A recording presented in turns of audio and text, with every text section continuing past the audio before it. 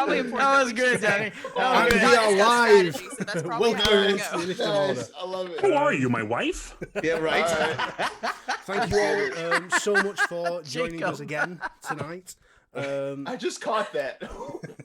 This is our second stream of this event that we are doing a charity stream for WAVAW, who again are the largest rape crisis centre in British Columbia, providing free of charge support services to cis and trans women, two-spirit, trans and or non-binary survivors of sexualized violence, and they advocate for social and systematic change through education, outreach and activism. They are an absolutely fantastic organisation doing some really important work to help people get through the trauma of some horrific situations that they've been in and been put into. And we're here to help. They've got the Streaming for Survivors stream this weekend. We are part of that. If you've got any spare money, then by all means, please donate and help out a really good cause. Again, thank you for supporting and just showing up as well.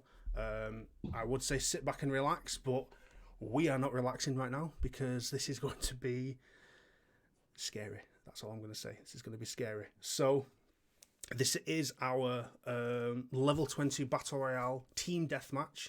We have Team TIO versus Team Spot Hidden. You can cheer for whichever side you want, obviously ours. Yes, this is going to be interesting. We have the wonderful Ray got DMing this situation, so I'm going to take a back seat and turn it over to you, Ray. Enjoy. Okay. Are we live right now? Yes, you're on. You're on. Oh, just checking. Let's begin. All right, so welcome everybody. A couple things before we begin. I want to make sure I give everybody a chance to kind of give your introductions and as well as your introductions to your social medias, where we can find you, and then go from there. I know we've got a lot of exciting events today, this being a very good cause and a very exciting moment. So why don't we begin with Carly? Oh no. Hello. I'm Carly. At Carly Bug, but without the A. What else was I supposed to do? I'm sorry, I panicked. I was not expecting to go first. No worries. As far as the character you're playing tonight, give us a little bit of a brief introduction. I'm playing Keres. She is a rogue, a wood elf rogue, and she's a little spooky girl. Oh, nice. So, yeah. Let's go to Jacob. How you doing? I'm Jacob. You can follow me on Instagram at Jacob Gallet, or my blog at Geekenspiel, or streaming at Geekenspiel, spelling of which is difficult, so I'll put it up later. I am playing today Felex Baltazar, the human draconic sorcerer, and yeah, that's him. Excellent. Let's go to you, London. Hello, I am London Carlisle. Usually the game master of Spot Hidden. Tonight, I am playing Crater Godspeak. He is a Scourge Asimar, a wild magic barbarian. He is a champion of the gods and a seasoned gladiator. So this is not his first fight. Will it be his last? Hell no. Follow me at London Carlisle on Twitter, Instagram, wherever you like. Excellent. Hudson. Hey everybody, I'm Hudson. You can follow me at huddy.hubs on Instagram. So tonight I'm going to be playing Sir Oswin Bloodhide. Sir Oswin is a paladin, an oathbreaker paladin who is dead. And that's all he has to say. Good luck to the other team. Okay, excellent. I love it. Let's go with you, Nate. For Team Edgy. Team Hot Topic right here. Hello, everybody. I am Nate. You can find me mainly on Instagram at Dungeon Master Discussions, as well as streaming over on the Initiative Order. Tonight, I will be playing the half-orc rogue known as Tulak. And much like Carly's character, he's a little bit of a spooky boy. So this should be fairly interesting tonight.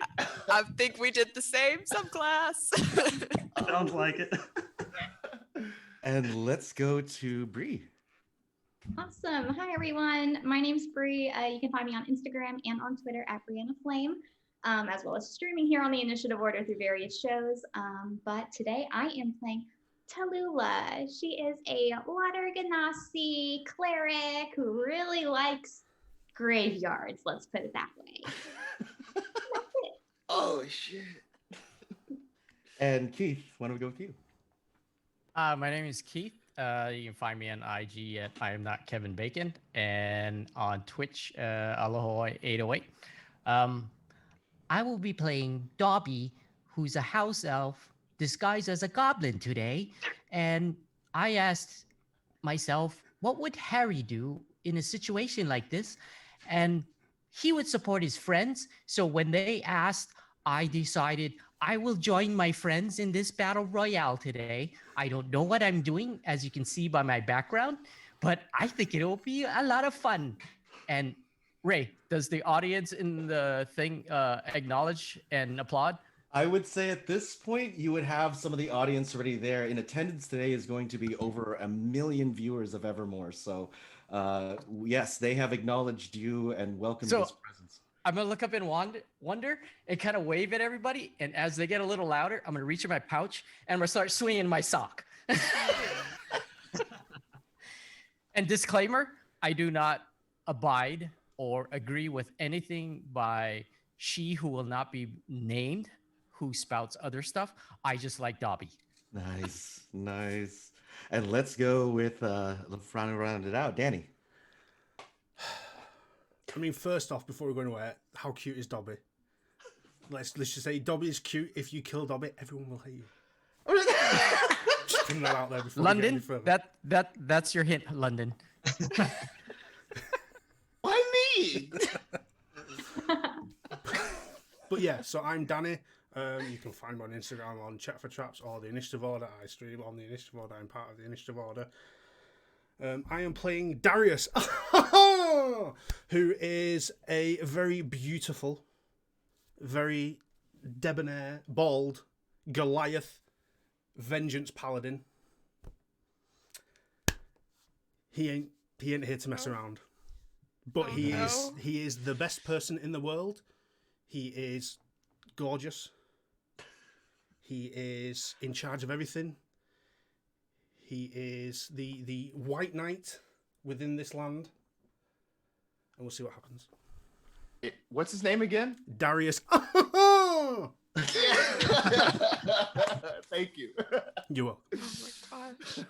Excellent, excellent. And I'm Ray with Got DM. You can find me at GOT_DM. I currently make terrain and occasionally stream and do D&D things. I build terrain for the Initiative Order and I get to hang out with the most awesome people. So about just being here and actively just kind of getting to participate, I thank you everybody for the opportunity, more importantly, to be able to support such a great, great charity. So without further ado, before we begin, let me go ahead and describe exactly where this event occurs. This event occurs in a city called Am Arosh. It is a fighting town. This town has multiple fighting arenas. What you're going to see almost immediately is a crowd of 1 million observers. And not only that, there are spells that are being actively cast so you can see what look like large display screens. This is being telecasted throughout the entire world of Evermore. These fights that occur, these events that are happening, it's a very welcomed event. What you have is there are people there that are selling little tchotchkes, they're selling little samples of food, and you would also see each of you will be given an individual bobblehead as well as a doll to represent your character today in the gift centers of our world in Evermore. So the players in our world can actively purchase what your characters look like and the actions they have today. Oh man. That being said, the arena itself stands at, you see this thing at miles wide. I mean, we're looking at 5 miles by 5 miles. But given your attendance in your area, what I would describe to you is if you were looking at a circle. In the middle of this circle is a plain. It would be like grass fields. It would be an open area. It would be kind of this place where you can see maybe battles of the past have already occurred because nobody cleans up any of the mess. On the periphery of this area are tree lines. Now, where the tree lines look like there are areas that you can hide in. They are the woods. They are the parts that you would see familiar to you are giant wood elms and birch trees that kind of go around the arena itself. And outside of that is water. So again, plains, trees, water on the outside. Before the fight begins, a gentleman walks out in a small, looks like a tuxedo. He has a goblin face to him, and he kind of adjusts his little hat, and he says, "Good evening, everybody, and welcome to the main events, where we have one side ready for the captures and sacrifices of those that would see the claim of battle. I bring to you Darius, Tallulah." And you see where he goes and stops, and you see another announcer go, "Oh, wait. I got bets that Sir Oswin and Keres are going to be the one that bring this. Felex and the rest of them will make sure that they do a great event." They stop, they look to each other, they look to you, and they say, "Are we ready? Get set. It's time!" In the corner here, Keres, Sir Oswin, entering the arena. What do we see, Keres, as you walk into the arena? They see a very petite, very slight wood elf. She's very pale, very, very pale. She has almost like white blue eyes and long braided white hair and a hood up over her head that it used to be black. It's kind of faded into a purple. Like all of her clothes look very old and kind of faded. So, and she's got a big bow strapped to her back. Is there anything you want to say as you're walking into this field of battle? She's just kind of silent, just very focused, just straightforward. And the calmness of it all is you can see the entire crowd just silently watch you approach. It's very calming. All of a sudden you hear this, just all this yelling come from all around the arena as Sir Oswin, you walk onto the battlefield, and there's a number of people there watching you. They are also in armor, and they are also displaying your full colors. Sir Oswin, what do we see as you walk onto the battlefield? So Sir Oswin wears a dark plated armor with a helm that only allows the dark red eyes to beam from his face. Underneath, though, they've heard stories of the pale, decrepit face that eats through his flesh and the gray hair that flows down below the helm. Sir Oswin looks to the crowd and he says, "This is my hour." And lots of the crowd begin to erupt as you two kind of establish your will in front of this battlefield. The question I give to you, is it plains, is it woods, or is it the void? The woods. And as you disappear, surrounded by birch trees and elm, before we continue with you, Tulak, what do we see as you walk onto the battlefield? Tulak, standing at a solid 5'9", shoulders pressed all the way back, very confidently comes marching onto this field. He appears to be dressed in these deep gray leathers with a few patches of dyed whites and purples mixed in. Across his chest, you see a couple daggers hanging down, just a simple short sword to his side and a bow across his back. He kind of steps out, pulling down his hood, and you see this sickly pale skin of this half-orc. His two jagged fangs, the left one kind of snapped off at some point from some kind of battle. Sides of his head shaved down, stark, dark, jet black hair. Just kind of looks up towards the crowd, reaches into a pouch, pulls out like an apple, takes a couple bites out of it, tosses it to the side, and just begins marching in. Oh, and the silence of it just kind of, you could feel the gravel between your feet. The almost kind of the puffy chest approach, you see the calmness of this thing, the dirt kind of settling between the sandals that you wear. Dobbie, you see this orc or half orc move towards you. An apple rolls down to your feet and it just goes boop, right on your toe. What would you like to do? What do we see? So I would have followed behind him, and I would have tried to snatch that apple with my non-athletic ability and probably would have fumbled it. So I would have walked in and just have eyes of wonderment at all of this, because I've never seen anything like this, because Dobbie has only been free for a short time. So I'd have my sock over my shoulder, kind of like a weapon and just following Keres in. And as we get in, I would just kind of wave, like, smile, and then I would try to reach up for Keres's arm to raise it up, just to be like a partnership, because I'm 3'6". That, yeah, it'd be just like a child raising their hand in class. Nice, nice, nice. So the question I give for you and Tulak: plains, woods, or void? Out of character, your choice, Nate. Oh boy, no pressure at all. Let's go for the void. Boom, I have you there. Let's go with Felex. As you are called to the arena, you see what looks like a number of the magicians or the mages, as well as some of the other spellcasters, turn. They look towards each other and they start to whisper a dark, incanting chant. You will also see most of the crowd begin to raise their hands as the clouds begin to settle in. The darkness begins to go over the arena. Felex, what do we see? Beauty, subtlety, finesse. These words do not describe Felex. Instead, what you see is an inferno of fire rising from the ground, and then out of it comes a human with very scaly looking features. The point, he has no hair, he has no eyebrows, he looks very surprised all the time. All the time. And he looks around and he channels that inner Jeremy Irons of D&D movie fame and goes, "Ah!" And wings sprout from his back. And he says, "I am here." Sorry, I'm here. And the flames begin to rise up, and which you do see as they kind of subside, and a number of what look like goblins that may have come down and using them for pyrotechnics. One of them goes, "Ah!" And he runs off, and he kind of smolders the fire. With that being said, there's an eerie calmness to the arena. All of the people and the crowd begin to wait for the arrival. As Crater, what do we see? First thing you see is this beam of light, this bright white light that just fills the archway and floods into the arena. In that quiet, in that peace before the storm, out walks Crater.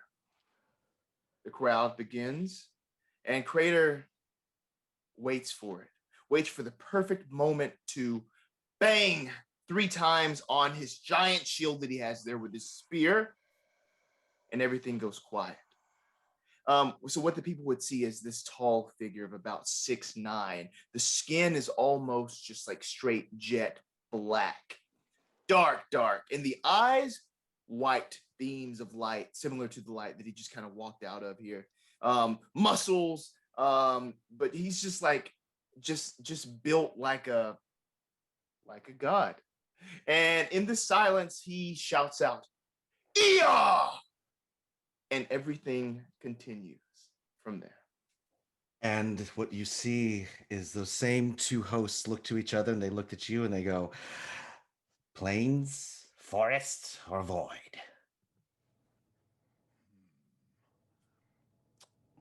What are you thinking out of character? Crater has big void energy. You know what? I'm feeling that void. I'm feeling it. Yeah.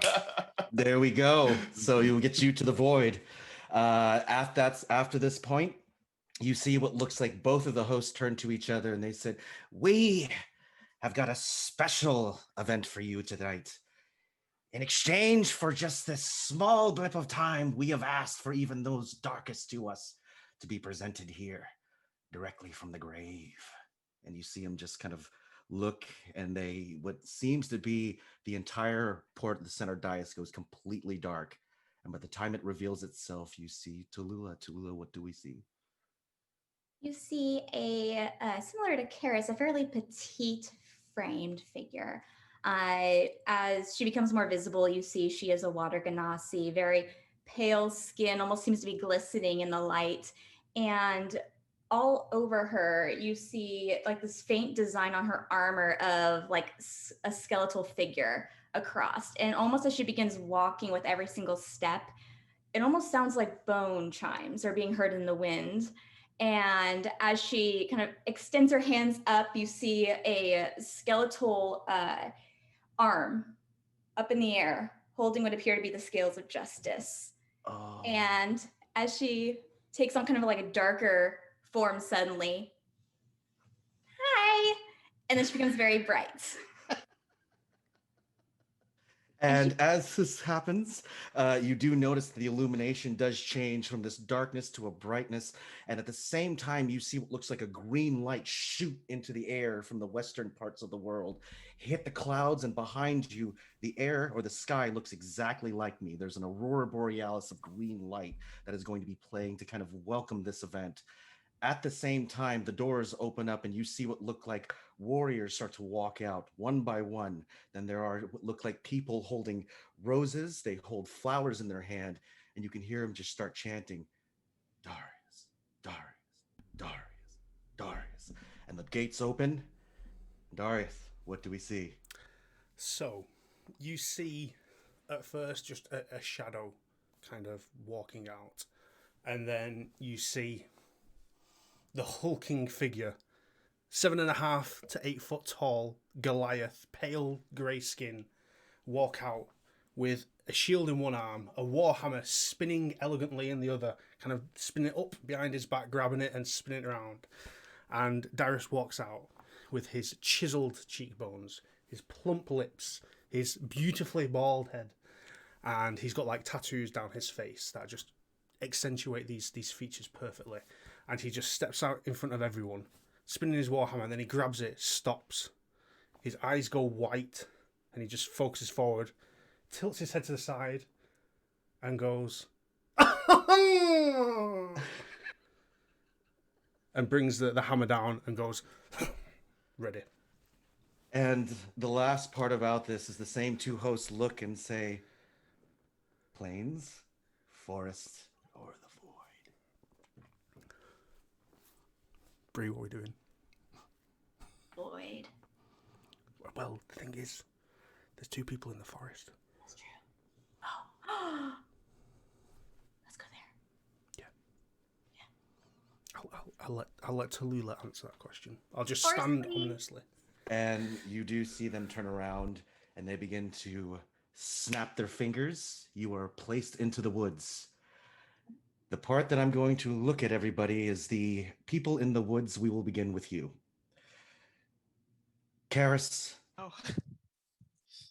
Oswin, the first thing you notice is the birches, the elm trees that are kind of going in this wide open, kind of a semi-open field. In front of you, there are tree lines that are mixed in with rock and dirt, even the same kind of trek upwards. It seems to be an upward crawl because the incline to walk up this forest is about 45 degrees at a constant rate. It almost seems that this would be at the top of or like you would walk up towards a top of a hill situation, because if you looked upwards, there is a dais and there is a pennant flag that's right there kind of hanging.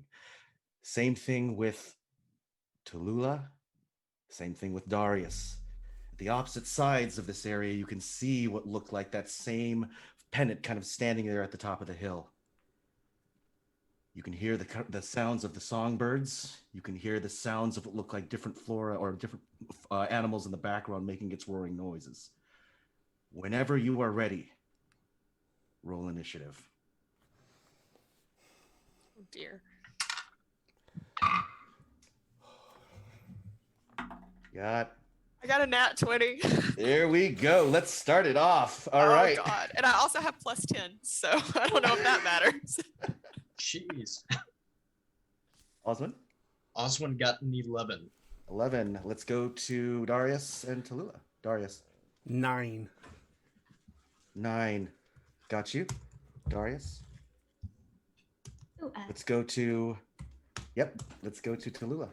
19. 19. All right. So, Keres, the first actions for you. You are surrounded by these woods. You have the pennant flag directly above you. You have about 100 feet from the point of the flag, and it's an upward crawl. The stones around you, you can get the nice smell of pine, as well as some of the offshoots from the birch as well. What would you like to do? Okay.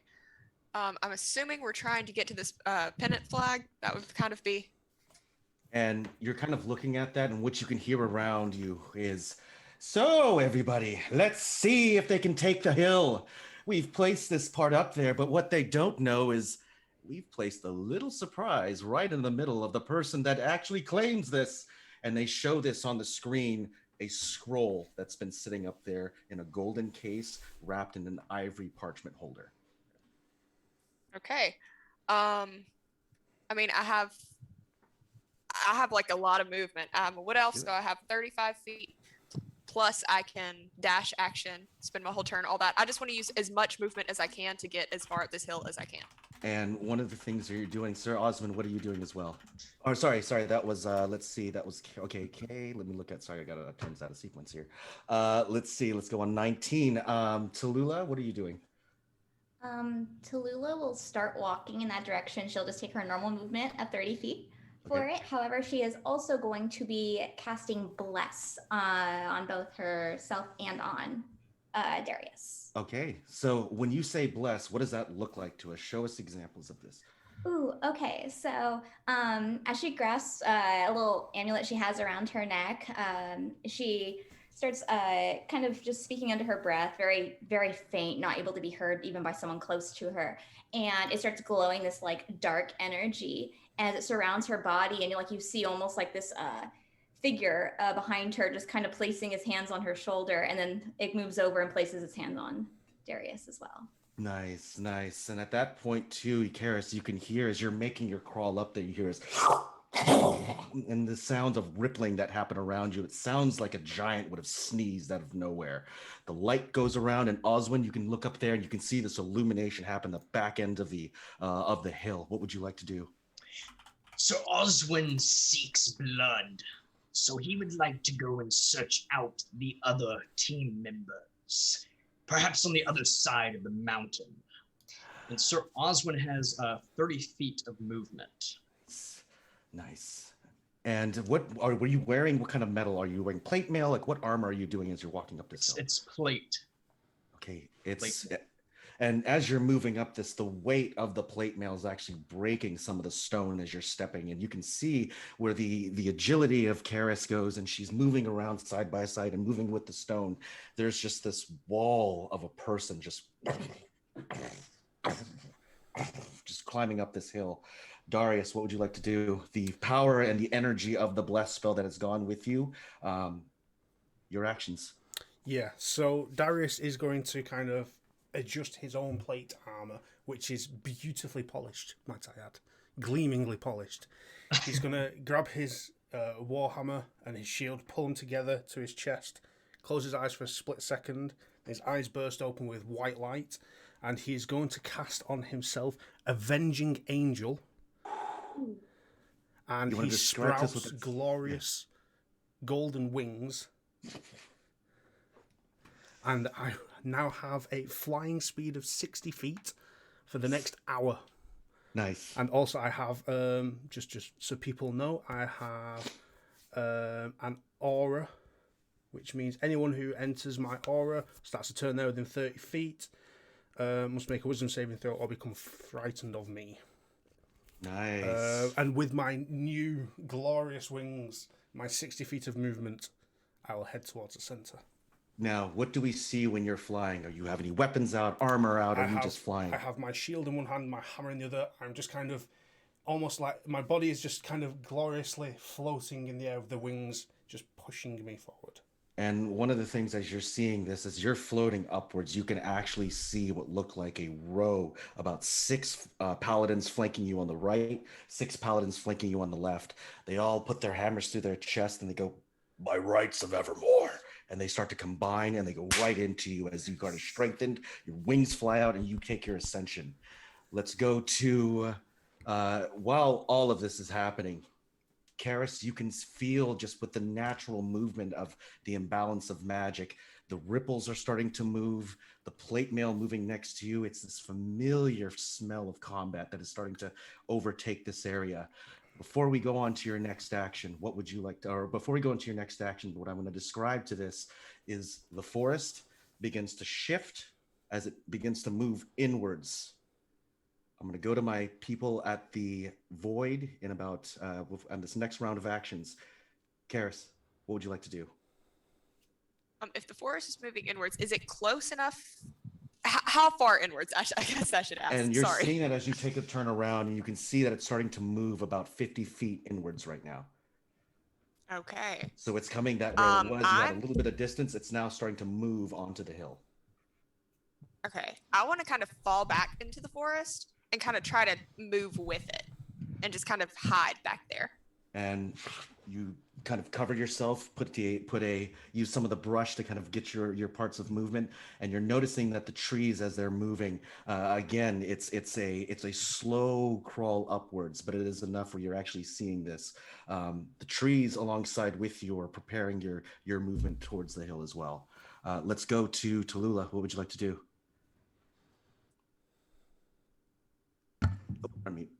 Yes, I was. Tallulah, looking around, is going to try to keep an eye open for anyone nearby that is not her partner who just flew away from her. Yes. Sorry. Is there anyone nearby that I'm able to? And you're kind of looking around, and you can see the same tree line begin to move up. Darius heading up into the sky. The look and trying to see as far as anybody near the top of the hill doesn't show anybody. Looking to the left and looking to the right, about at 60 feet both sides, you don't see anybody approach, other than that same iridescent fog that you see above me floating in the clouds. Okay. In which case, she's going to continue forward following after Darius and maintain concentration. Okay, so I'm assuming another 30 feet, or you're going to go full dash up? Actually, full dash is like 60. 60 feet, so we'll split that difference because of difficult terrain, and as you're kind of moving up, you're about 30 feet from the top. You can even see this and feel the aura coming off that center point. Darius, as you go upwards, you can actually see what looks like an individual look and turn towards the wood line. But at that same point, a person just walking just has this look to him that it's just a wrecking ball. Like, it's not giving a single F that it's seeing this angelic person flying towards in the upward winds. Darius, or not Darius, before we go there, let's go to Oswin. Oswin, as this approach, the same movement, you can see that angelic figure kind of move up. At the back end of the sun, it has a silhouette that's sort of obscuring view, but in your expertise in combat, you know what that is. What would you like to do? How far away are these two individuals at this point, may I ask? I would say the person flying towards you right now in the air, he's moving about 60 feet towards that area. Although he's up in the air, if you're going to look at like a triangulation, he's about 40 feet from the center point of the dais. Yeah. And judging by the height of it, he can see you, you can see them. Okay. And is Oswin already up halfway up the hill? That's correct. You're about, since it was about difficult terrain, even on that 30 and kind of moving over, you're about 30 feet up. I will give you that full movement range, but you can see as the trees are starting to move in, you can see it's starting to make it a little bit difficult to move any further, but you do see it. Okay. Oswin would like to go ahead and cast Dreadlord, or use Dreadlord, and go ahead and move, I guess, the 30 feet, if that is possible. Your approach goes to move the 30 feet, and almost immediately you see static go up, and it stops, and it goes, I know we're ready for this, but before we continue, we want to make sure that you can also purchase these at your local, and the screen goes off. Go ahead and adjust anything you need to, Darius, or from a pause standpoint. We're going to pause real quick. Just going to pause 2 seconds, everyone, just while we get London back. Yep. Be right back.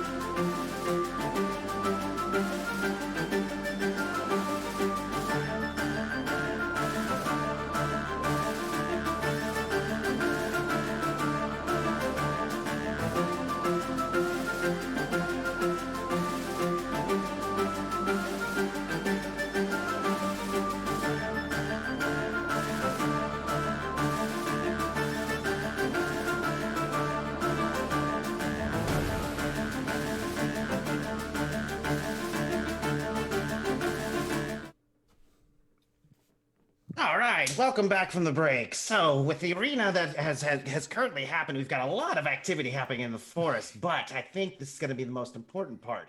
We've said that we've actually held part of this fight in the void, and you actually see what looks like another goblin knock into him and go, "It's pronounced Velt." Oh, I'm sorry. That being said, our people that are in the void, that is now called the Velt, Felex, Tulak, Dobbie, and our good friend here, do me a favor. I need everybody to roll initiative when you get the chance.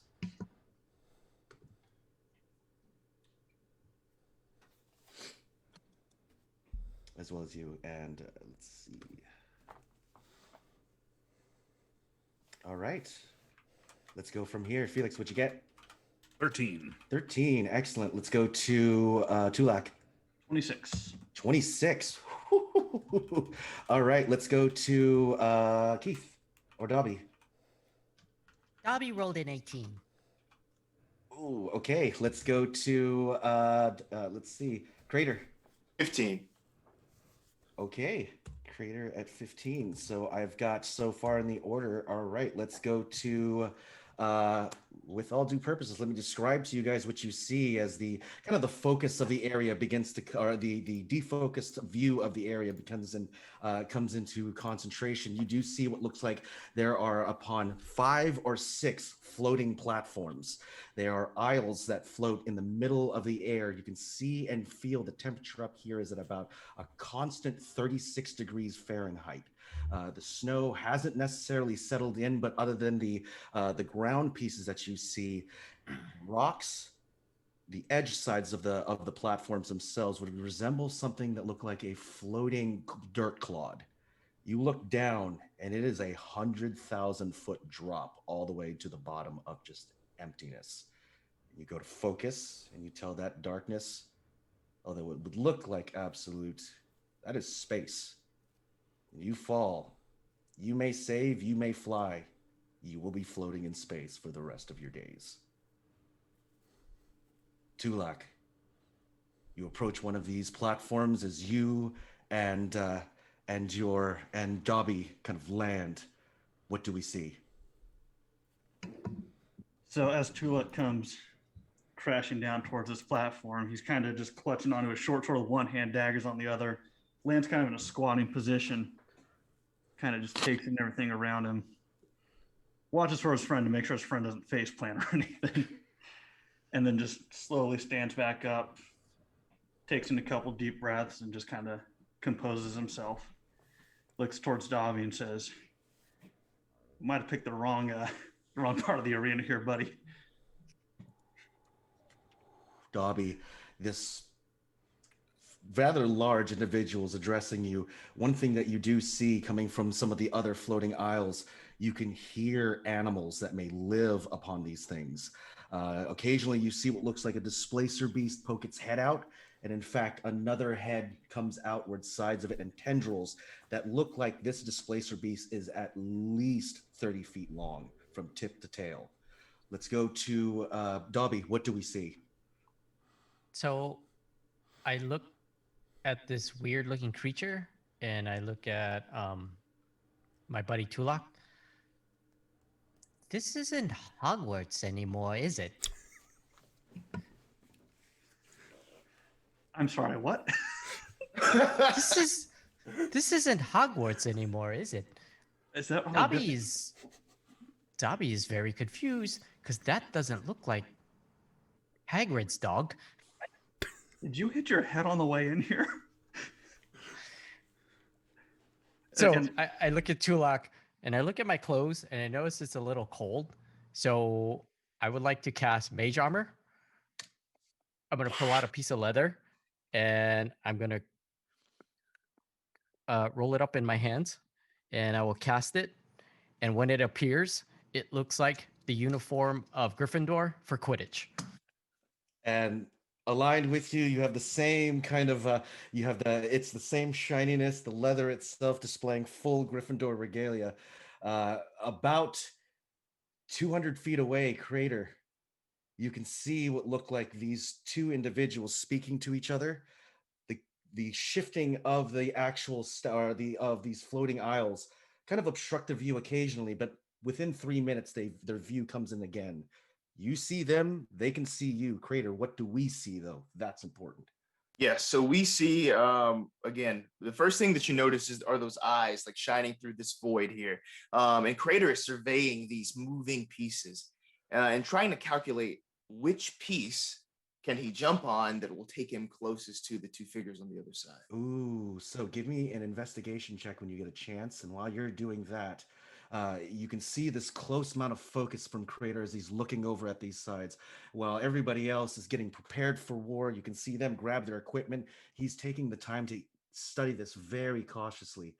Felex, though, that's when you can see him studying these parts. What do we see? So we've got all these floating isles, correct? That's correct. Okay. And and we see the two people across the way? That's correct.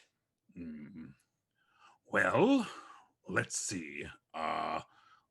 So the first thing I'm going to do is I'm going to look at my companion, and I'm going to cast on him. I'm going to it looks almost like a little bit of bout of dragon fire, but it's completely harmless and comes out. I'm casting haste on him. And you can see the energy go around him.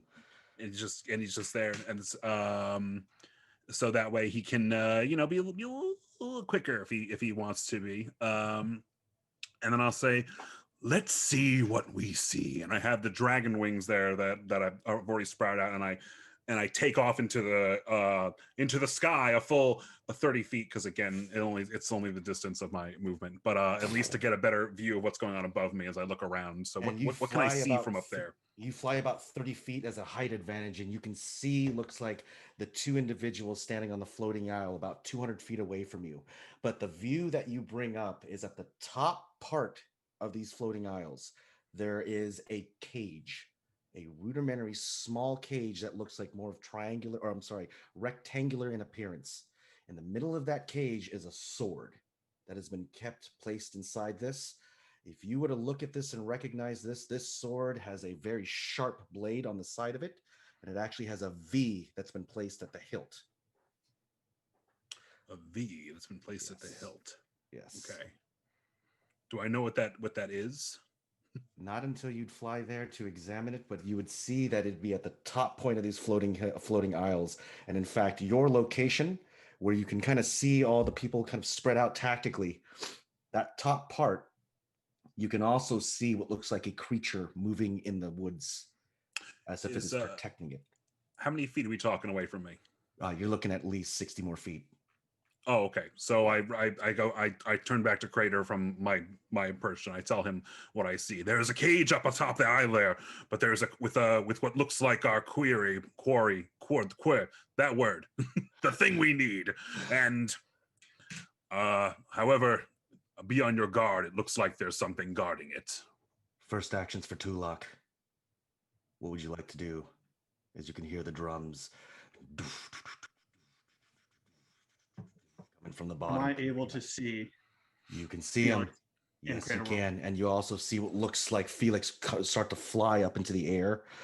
You can see what looks like Crater kind of bent down. Even at 200 feet, the sky is pretty clear. You can occasionally count these moving isles, moving ever so slowly towards obstructing your view. What would you like to do?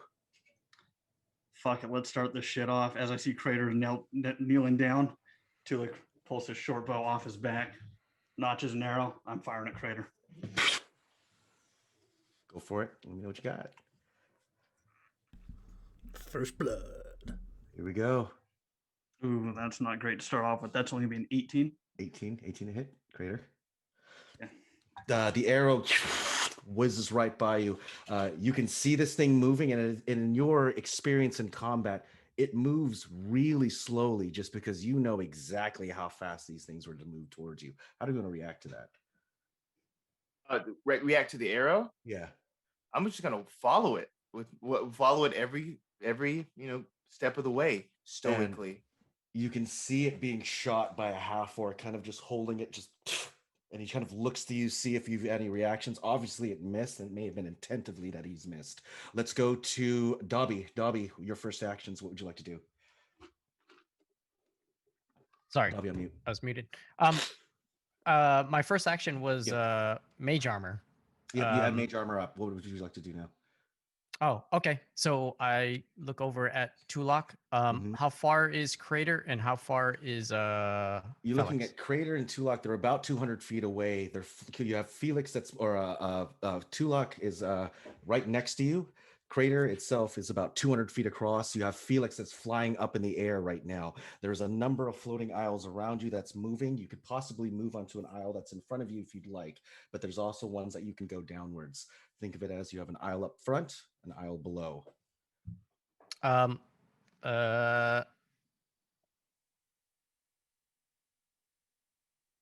Let's go up. Okay. So I'm gonna move to the upper aisle. Give me an athletics check when you get a chance. Let's go to next actions. Let's go to Crater. As you're seeing this, let me know what you got when you get ready. Yes. What would you like to do? Yeah. So again, with that roll, I failed. I only had a 6 probably. So for my action, I'm just going to sort of bring my fist clutching the spear to my chest as energy courses throughout, and this will be using bolstering magic. Nice. Yeah, to give me a D3 on attack or ability rolls going forward. Okay. Oh, and Crater, you do have an extra action due to haste, as well as a +2 to your AC. Indeed, thank you. But first off, I'm moving. Just going to try to jump to the nearest one that I can find that's moving past me. Excellent. And that's the 5-minute mark where that thing starts to move in, and you can see it. This is all happening as all these actions occur. Give me an athletics check when you can, a chance to see if you can move on to this next platform. Okay, great. Yep, let me know what you got. Let's Fantastic. go. Ray, I got a 12. Got you. I got you on 12. You've successfully made it on top, kind of clambering through. You do see Dobbie make the way towards the platform. You have now one platform. Crater, what'd you get on that athletics? 17. One platform between you that's only, I would say, about 50 feet wide. And you see Crater on the opposite side. Crater, directly across from you is this very small house elf. Disguised as a goblin. Disguised as a goblin. Is that a goblin I see? So I look over at Crater and I wave at him. The eyes widen as just the bright lights, kind of grow in intensity. Let's go with Felix. Felix, you see this individual. An arrow was shot. This person's on the platform. Your friend Crater looks like that they are about to square up against this. What would you like to do? How far away are Tulak and Dobbie? So Tulak at this point has not decided to move from his platform. So from your location, he's still approximately about 200 feet away. Okay. But Dobbie has made his way onto the platform and positioned himself. So he's only about, I'd say about 170 feet, or maybe 140 feet from your location. But that's where Crater is positioned themselves to be right across, and they're only 50 feet apart. So they're almost ready to square off. Does the void extend above us as well as below us? No, just below. Okay. Yeah, just below. Just below. Yeah. Good to know. I think I'm going to continue flying towards the sword. Got you. You fly up. You have another 30 feet as you go over. And I think I'm going to, because I would like to maintain concentration, I would like to use the rest of it to fly the next 30 feet towards where the sword is as well. So confirmation on 60 feet to the top. Yes. 60 feet. I'm going to place you on top. In front of you is a wooden cage. You have that sword that's laying there, and you can hear what sounds like it sounds like the trees are moving, but the next we'll put you up top. Is there anything else you'd like to do? No, I will. I'll be there for right now. I think it's all I can do. Right? Yeah. Second round, we'll go from there, and then we'll go up and we'll start with the other team members. Keres, be ready on deck. Let's go to Tulak. What would you like to do? You have this knight that's positioned themselves. Dobbie has gotten to the point of the flat kind of plane. They're ready to square off, and you can see Felix just beeline it as fast as they can to the top part of the floating aisles. What would you like to do? All right, seeing Felix now taking off towards something. Just gonna notch another arrow fired up towards him to start off with. Attack roll. Let me know what you got. That's gonna be a 21 to hit. 21 armor class. Felix, did you hit? 21 on Felix. Felix, does that hit? Sorry about that. I was having trouble with that thing there. Just 21 to hit. So I'm going to just check to see if I can. Yeah, that is going to hit. All right. How much damage does it do? That's only going to be 1d6 damage. That's only going to be 5 points of damage to him. 5 points of damage, Felix. You take the 5 points. The arrow coming out of nowhere, you hear this, and at the same time, it goes right into your shoulder. And the crowd, or what sounds like the eruption of the people around you, hear is first blood.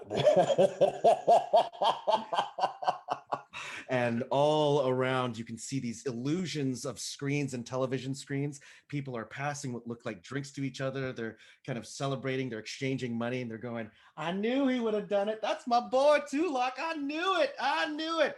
Felix turns, or there's a number of them calling your name as well. Let's go to Dobbie. What would you like to do? So, Crater, is he on earthen ground? What is it? The isle itself is made of earth. It is a floating point to it. From what Dobbie would know from the ground itself, it's still considered dirt. That you would, but there are rocks. There are other things that are floating into this amalgamation of the floating isles. Okay, so while I'm waving and smiling, I'm gonna subtly cast animate objects, and basically 10 tiny pebbles are gonna spout stick arms, stick legs, a stick neck, and a happy face with a, and then they're gonna go and hug Crater. Crater, you see these things starting to move. They start to kind of populate. You do see these these stones. They start to form a face that just looks at you and goes. So great. As the spell reads, it says, as a bonus action, you can mentally command any creature you made with the spell if the creature is within 500 feet of you. You said 100 or something like that. Yep. You decide what action the creature will take and where it will move during its next turn. So that was the hug. Yeah. So all these 10 little pebble dudes with stick arms and shit, they're going to be hugging all over Crater. Crater, they start to hug you, and you hear this like the weird squeaking noise as they move up to you. You hear the deet, deet, deet, deet, deet. And they start to hug your leg. More come. You're like 1, maybe 2, maybe 3. They start to kind of move around you. Crater, what would you like to do? Strangely enough, Crater doesn't like freak out or like, punch them off. Crater begins with a smile. He's just like almost like tickled and just starts laughing. And after a minute, a light sort of breaks out of the back of Crater's throat and begins to flood the area as the lights in his eyes intensify. What's happening now is he's basically casting Radiant Consumption. This bright light radiates in a 10-foot radius around me. That's working its magic, but eventually, as a bonus action, that laughter turns into almost an anger. And as he begins to rage. Nice. Now, with this radius, they want to describe to us what that spell does for those that have never even seen that spell. What does it do? Yes, once per long rest as an action, you can radiate bright light in a 10-foot radius and dim light for 20 feet for 1 minute or until you end it as a bonus action. Once a turn, an attack or spell deals 20 extra in radiant damage to one target. And at the end of the turn, all creatures within 10 feet take 10 radiant damage, including Crater.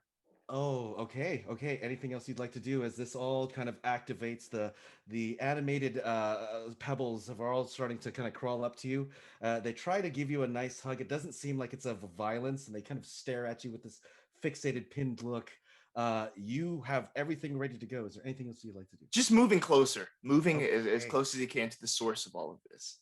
And I would move. There is 50 feet between you and Dobbie. So go ahead and make that subtraction. That would put you at about approximately, we'll say about 20 feet to him. Yeah, so I have 40 40? speed. Gotcha. And he's got it doubled with haste. If you'd like, you'll be right up there. Well, let's get comfortable. Okay. We'll do it. All right. We'll count it there. Let's see. You see, Felix, this magical energy kind of erupt. These small little miniature creatures start to move, but it's that look in Crater that it's like the seriousness of it. He grips the energy. It kind of this nice flash. You floating upwards. You can see this distance. You have the item right in front of you. What would you like to do? I will go for the item. break it. You have a sword right in front of you. I go for the hilt. And You grab it into your hand. You can feel the energy kind of twisting into your arm right now.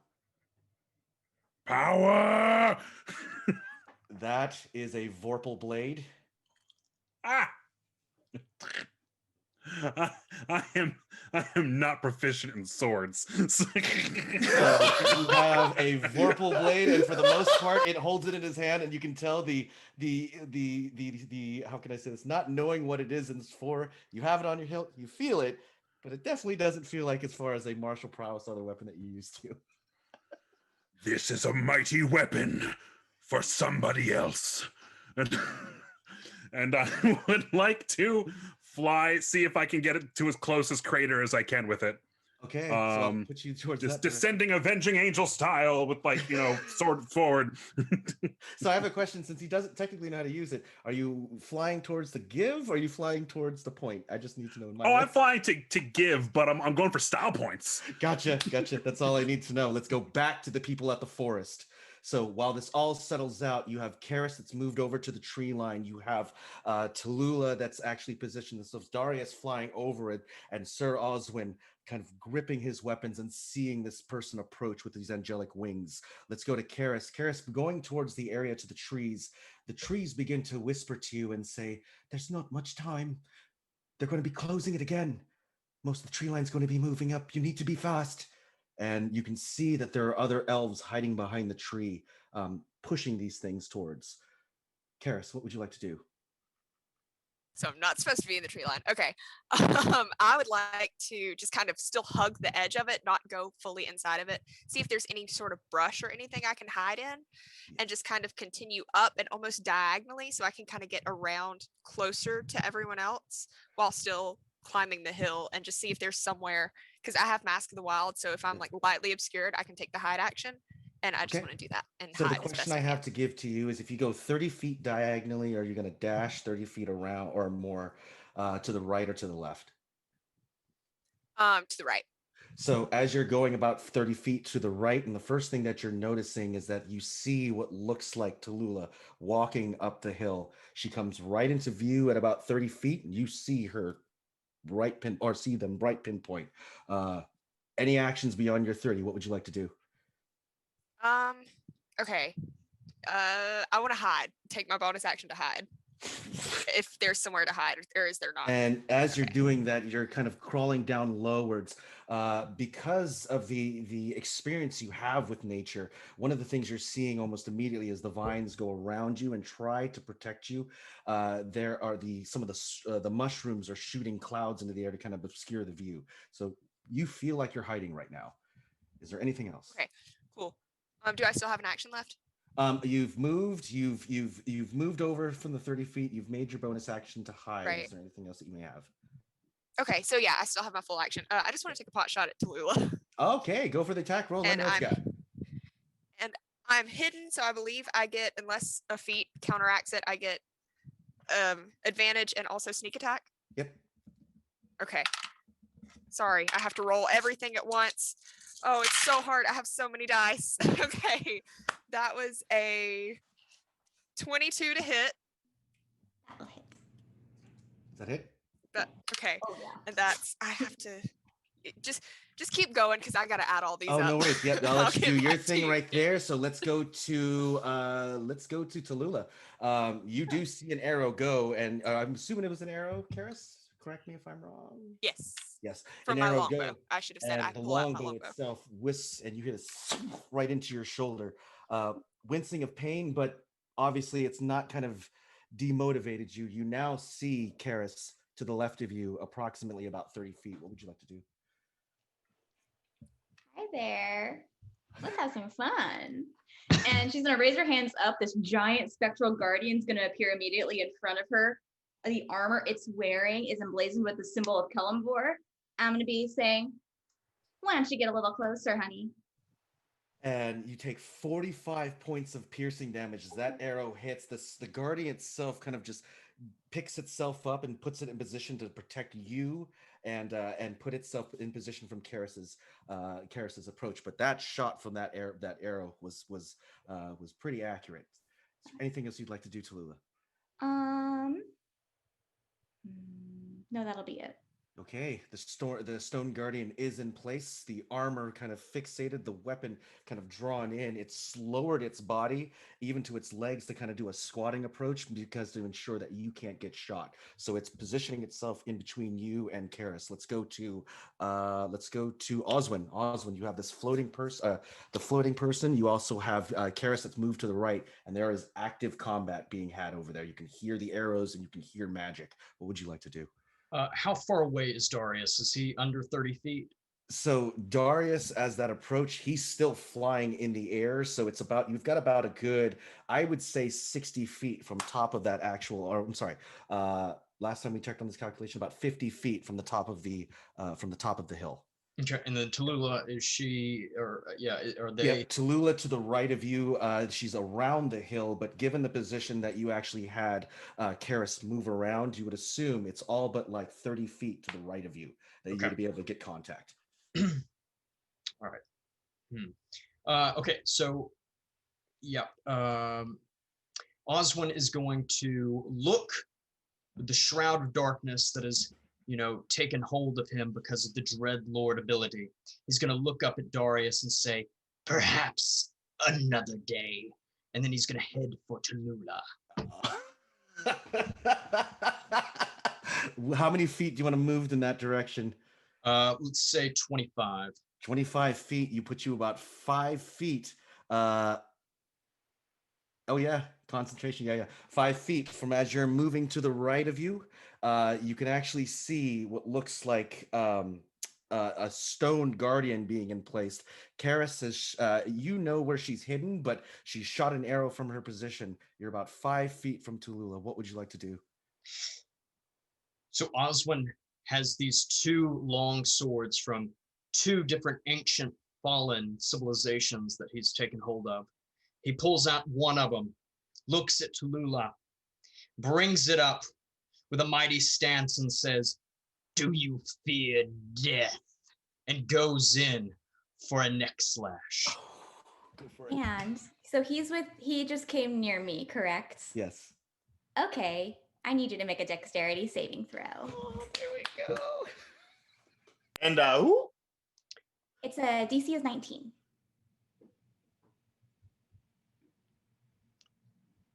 Let's see, Dex. Oh, I get a 17, very close though. So you are taking 20 points of radiant damage as my guardian of faith protects me and takes an attack against you. I will take that. Tallulah, when you're ready. And then, let's see, we got 9.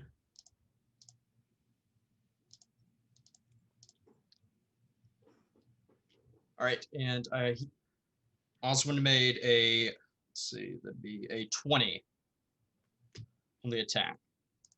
Oh, natural or dirty? What's that? No, it was a 9 plus 11. Gotcha. Okay, 20. That will hit. Will hit. Okay, perfect. And so he is also using Divine Smite, but first level, so I'll be able to use 4 d8s. So plus 5. So the total damage is 23. 23 points. And how do you want to describe to us what smite looks like when you go to attack? I mean, that is a very magical kind of components, energy thing. So what does the audience see? So when Sir Oswin pulls out this great long sword from this ancient fallen civilization, blood still is seeped on the blade, and you hear the screams of the fallen women, children, and men of these cities. And as he brings it down, you hear this scream of anger as it cuts into the side of the throat. Right through, and the same kind of burning feel, but the guardian itself is there to protect you. Let's see, let's go to Darius. Darius, at this floating, you can see that individual person that was in plate mail obviously give some kind of like a comment to you and then move towards that direction. And those two start to pounce, one of them kind of intervening, but you know that Tallulah can handle themselves because the stone guardian that has presented itself is now protecting. Darius, what would you like to do? Can I see Keres? Give me an investigation real quick when you can. It's going to be at disadvantage. Let me know what you got. 13. 13. Coming from the position, it's hard to see. You saw an arrow fly out from probably a tree line, but the thing that's showing you most is that Darius has walked to the side of this, and it almost that same kind of strike with a weapon with his with his sword. The Guardian has pushed it away, so it's hard to see where she's at. If I was to move closer, would I be able to see her? Yes, that's correct. Can I move in her general direction with my 60 feet? You can move towards that. Movement? That's correct. You go to your 60 feet, and I'll position it. You can see at least Keres.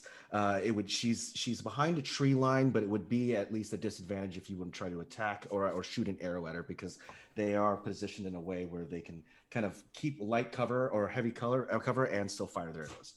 What would you like to do? I'm going to cast Hold Person on her. Okay. Oh no.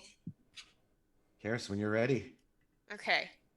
Oh, that's just a wisdom save, correct? Or is that okay? DC 18. Oh, that's a 14.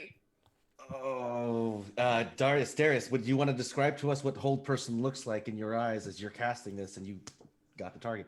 Yes, so I kind of focus my chakras and my aura onto Keres, and my eyes go white and pale again and then start to glow, and I just kind of reach my warhammer out and I say, "Good morning, stay there." And kind of like a woof of energy comes out of my warhammer, holding her in place. You see the energy rings go around, and Keres, the shot that you had a good pull of that bow, and almost immediately as you go to relax your arm, you realize your arm doesn't want to go down.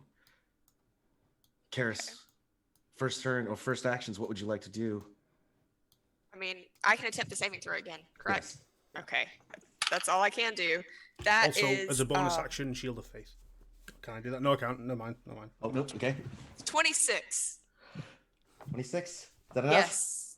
Yeah, it's enough. Hopefully. Easily, it casts away kind of water on the backside of the spell, just kind of going right off of you. What would you like to do? Okay. If I have my action back, then I would like to turn and shoot at Darius. Go for it. Let me know what you got. Okay. I don't get my it's a 21. Just hits. Just hits. Okay. So I just want to immediately just pull another arrow, aim up, and just shoot it as quick as I can for 11 piercing damage. 11 piercing damage. Attacks, I'm not hit. Right through, you hear the piercing of the arrow go right into the side of your ribs. It kind of digs in a little bit. Your plate mail being protected, but that fold right there is the one that you've been kind of talking about, that armor to fix. It definitely should have been that one of those days. Let's go to Tallulah. The Stone Guardian's up. You have this warrior in plate mail that's also aggressively striking you as well in front. What would you like to do? Okay, so do I still have a visual on Tallulah because she had initially attacked me? You have a visual on Keres, that's correct. Or sorry, not Tallulah. Keres. You're Tallulah. Yep, I got you. I see myself. Any of us really see ourselves? That's right. But I am going to utilize for my action my Channel the Divinity Path to the Grave. So the next attack that hits Keres, she will be vulnerable to all damage that she takes. Nice. What does that look like as you cast this spell? It's almost like the Guardian that's in front of me starts glowing, and the skeleton just sort of separates from it and moves forward and just disperses as this energy surrounds Keres. And you can hear what sounds like bone on bone break and shatters, and just goes all over the brush.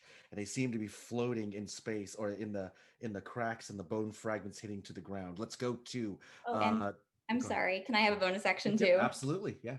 Bonus action, I'm casting Sanctuary on myself. So if any attack is made towards me, you will need to first surpass my Wisdom DC. The shield goes around you. Let's go to Osman.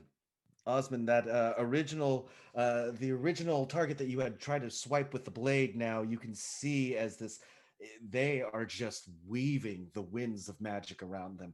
The fabric of reality is now just tearing. You see a shield in front of you, this giant rock guardian, and a skeleton that just walks out and bursts fragments all over the place. What would you like to do, Oswin? Oswin would like to attack again. And so Oswin takes the same sword, but this time he unsheathes the second sword. And so he will make 2 attacks, because I'm still getting used to playing the paladin. I get 2 attacks. So the first attack, I rolled a 27. First of all, before that, you'll need to make a wisdom saving throw. Okay. Otherwise, you will burn your action. Excellent. It's a 19 DC. Sure. 17. So no. Nasty. So then may I make the second attack then? Yeah. Okay. Same right. wisdom, though, as well. Okay, same wisdom? Okay. Yeah. All right, so this one is a 20? Yep, that works. All right. Yeah, let's try it again. 14, nothing. And Oswin, seeing this, is like, ugh, gets angry and tries to pirouette himself around this beast of a creature. And Tallulah, what does it look like when Oswin moves this blade and your spell is blocking this? Like, what do we see? It's almost like this very faint spectral scythe that's like made of a skeleton arm, just shows up and just lightly taps away every single attempt with the blade. Right to the sides, you see it deflecting just over, and as this does, you can see the bone fragments lift from the ground and start to spin around her. It's almost like they are now absorbing into the sanctuary window. You hear as the shield around starts to get more stronger. Let's go to Darius. Darius, with the float, you do see that Tallulah below is definitely holding their own. There's a lot of spells going off. What would you like to do? I believe I can see Keres now. As she did just attack me. Forgot to hide. So being able to see Keres, I hope I am... She's within 60 feet of me. Oh, are you back, Ray? Can we hear you? Can you hear us? Oh no, sorry, my audio killed.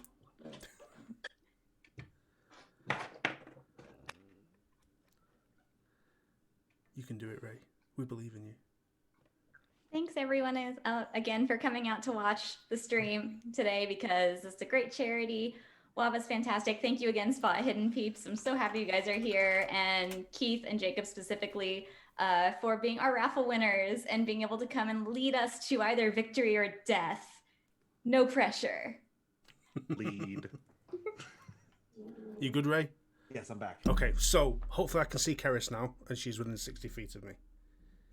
Yes, I would like to swoop on down to her, and with my warhammer in hand, take 2 mighty swings at her. Okay, whenever you're ready, go ahead and roll. And I am blessed, so I can add a default coming both down rolls. Would put you very close to Sir Oswin. Remember that. So Sir Oswin's probably about 10 feet from that location. So your swoop down is going to put him... Basically, if you think about it, you have Tallulah fighting, you have a Stone Guardian, you have Oswin. About 10 feet catty corner to the, I would say, the northern part of this, you have Keres in the tree line shooting arrows. No problem. So I'm not worried. I'm not worried about Sir Oswin. Okay, gotcha. So I just want to take my two swipes at Keres with my D4. So, my first one is an 18. 18. And my second one is 31 to hit. Yeah, I think that one might hit. Okay. Just barely. Additionally, I'm gonna do level 4 Divine Smite on my second hit. good. Great. That's 2. So give me 1 second. That is. Need another D8. Don't you laugh at this, Ray. Don't you laugh. So I'm going to roll all this together and. Okay, so.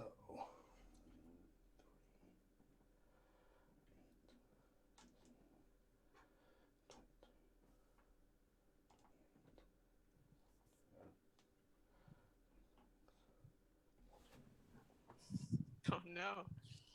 That's in total 45 points of damage. Okay, so the second attack, I'm going to use Uncanny Dodge and use my reaction to half the damage. Okay, so the second attack was not those 2. I'm hoping that's the higher So number. it was, what was it? It was 45 minus. No, the second attack was a Divine Smite one. Yeah, that's what I'm thinking. Yeah. So 45, that's half 45 was 22 points. minus 10. So 35 half Oh. that. That's. So half 35 out of. Oh, okay, cool. So half 35, 17? then add 10.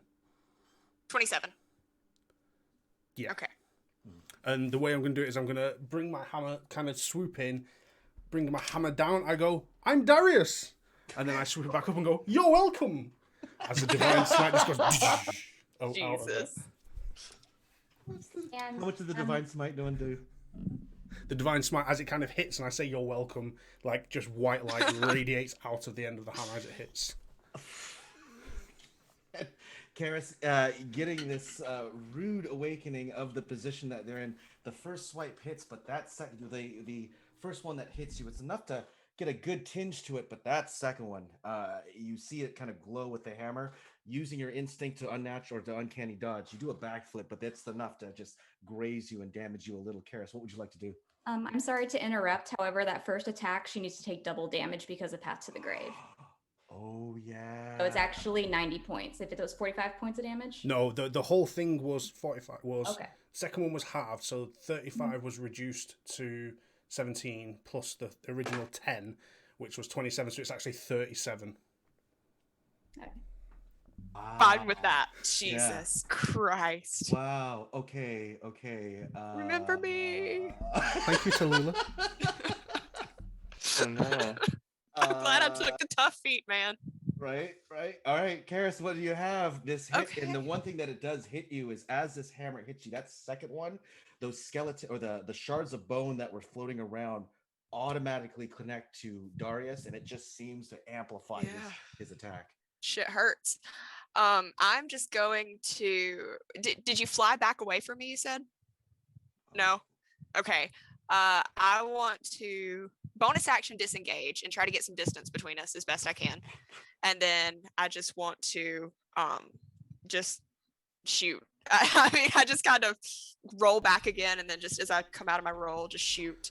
I have Sentinel feat. Oh, great! Of course you do. So I still get an opportunity to attack against you even if you disengage. Oh, great! Oh, great! I love this for Look me. onto this. Shit. Well. It's only a 13 to hit. Okay. Yeah. No, that doesn't hit. Okay. Never mind. But I did a 27 to hit with 6 damage. So, not a lot, but And a that's little enough bit. to put distance between. You're kind of putting at least when you disengage, how much distance do you want to put between you and Darius? About 15 feet, we'll say. Okay, I'll put you on 15 feet. Let's go to Tallulah. After this round, we're going to go to our people at the Veld. Tallulah, what would you like to do? Fantastic. So I am going to. I have a really big guy in front of me right now, and he's dealing a lot of damage still. Feel your pain. Right there with you. So I am, however, going to maintain sanctuary. I'm not going to take an attack against him. I am, however, going to utilize a a cure wounds on myself. So that's going to be at. So just for clarity, are you able to maintain the Stone Guardian, the Sanctuary, and the spell? So yes, well, let me check one thing. Stone Guardian is not concentration. Perfect, that's all Bless I was need to know. concentration. Yep, that's And Sanctuary is a bonus action, but not concentration. It will dispel, or the effect will cease to exist if I take an attack or cast a spell that affects another creature. So it'll still be active if I heal myself. If that's we're good. correct. Yep, we're good. Awesome. Okay. right. In which case, I'm going to do that at a 6th level because I'm hurting. That's going to be Any other 32 actions after points back to me. 32 points. 32. However, I am going to maintain where I am at still. And a number of those, which you notice is as you heal yourself, the bones that are floating around you begin to sharpen. The guardian itself seems to kind of get stronger as it does it, and the illumination factor of being around Tallulah starts to kind of show off on the things that she's summoned to her defense. Let's go to Oswin. Oswin, you've got a number of things happening: the fall, the fight, this person that is creating all of this magical energy around you. What would you like to do? Darius is very close now to Oswin, correct? That's correct. Darius, I would say, is right behind you, all but 10 feet. Excellent. Darius, I will be using the ability Dreadful Aspect. So you will need to make a wisdom saving throw of 12, if you don't mind. That's a d4. Yes. Thanks to the d4, 14. Okay. And with my second attack, I would like to move away from Tallulah to attack behind me with one of my long swords to Darius. Just a quick question: does that you get an equal opportunity attack for Tallulah? Ooh, is he moving outside of my melee range? That's correct. Okay, in which case, yes, I will go ahead and take a melee attack against him. Actually, I'm going to utilize, I have the Warcaster feat, so I'm going to utilize my Warcaster feat to cast a spell against him. And this spell is going to be a 6th level Vampiric Touch. So I'm going to go ahead and that's a natural 19 plus 11, so 30. 30 AC? Yeah. Yes, that hits. Awesome. My Sanctuary goes away now, but it's going to be 66. Come on, D&D Beyond. Not bad. So it's going to be 19 points of necrotic damage. Oh, and it's by touch, am I correct? Oh, yes. And if I recall correctly, and I regain hit points equal to half the amount of that damage, so I'm going to get back 9 hit points. And the minute you touch Sir Oswin's armor, you can see Sir Oswin starting to shrink. His cheeks get a little bit more skinnier. His hair goes gray. The thing that you're holding on to is you start to absorb, not only you can see his eyes, you see his memories, you see him walking into the arena, you see him going and preparing for this, the points where he looks at the mirror and shows to his face. Everything he's done to prepare this as you close your eyes and you feel his life essence in your hands. It absorbs into your body. You have the energy. Let's go to anything else for you, Tallulah, on a reaction. Oh, no, that was it. Just it's his turn. So. Okay, Oswin, go ahead and your attack. Yes, my attack AC, it was a 30. 30 against Darius. Does that hit? Does that hit, Darius? 30? That yes. hits. I just wanted to see him say yes.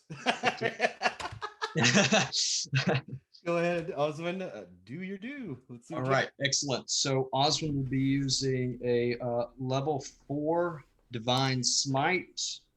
So that will be 7 d8s plus 10, because I do have improved Divine Smite, which no, not that one. I get a +5 on an extra +5 on melee attacks because of Aura of Hate. There we go. Gotcha. All right, so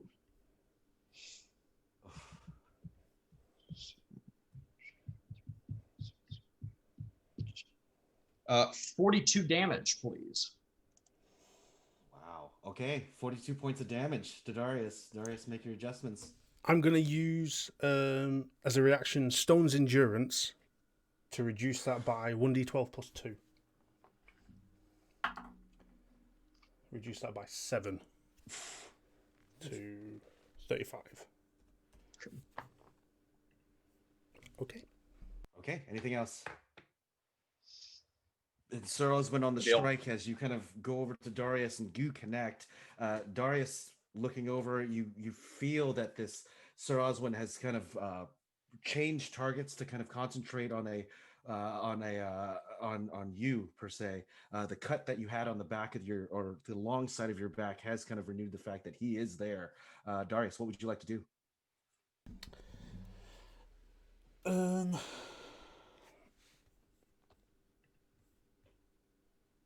He hit me. He hit me.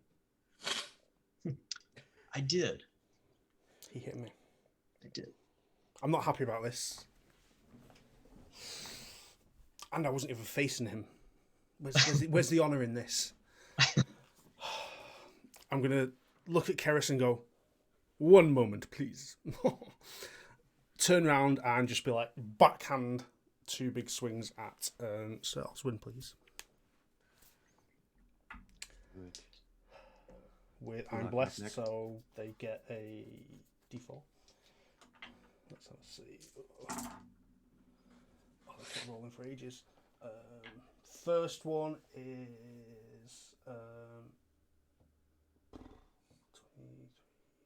27 to hit. You got it. Second one is 19 to hit. You also got it. Very nice. Second level Divine Smite on the first one. So that's going to be... So there's 2 for that one, 2 for that one, 3 for that one. Move those out of the way. So that's 8, 12, 18, 20, 24, 28, 29 plus... what's my add-on? In that. That's 33 points of damage. All right. That's all together? Yes. For both? Yeah, that's Okay. just everything in one. And with that, I will literally just kind of very nonchalantly, without really paying too much attention, backhand him with it, and then turn around and be like, no! And do a nice sweep at his chin. Please. And I'm going to stay there. I'm not moving. Okay, so you're not moving from your position. You're staying right there. Yes. Okay, let's go to our friends at the floating void, Tulak. The arrows that were shot through, you see Crater now about, I would say, within feet of Dobbie. Felex at the top, gripping what looks like a blade in his hand and flying downwards at a very fast pace towards your location. Your arrows are up to your back. You've got your short bow in hand. What would you like to do? Okay, well, this is really garbage situation for 2 squishy boys right now. Is Crater, how close to Dobbie is Crater currently? I would say right now, probably about 5 feet. Like Crater's Okay, about to... that's the number I was looking for. Yeah, I'm Crater's shooting an about arrow, and to- because I've got an ally within 5 feet, it would be sneak attack damage if it hits. Look, a question on Crater's face. Any question for clarity?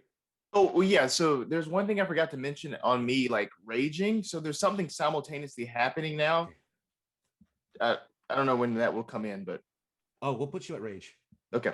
Yeah, we'll put you at rage. Well, yeah. So it's like the wild surge is also happening. So the wild magic table Oh, should have been rolled as soon as I raged. Same. That's also I going screwed on up. now. I screwed up too. Okay, I'll give you, since you brought it up this time, the wild part of magic has suppressed for Dobbie at this point, but for you, we'll get that next spell for, but you go ahead for Crater on that rage. Go ahead and do it. Give me a roll on the wild Cool. table. So that's just a D8 on this little table here that came with it.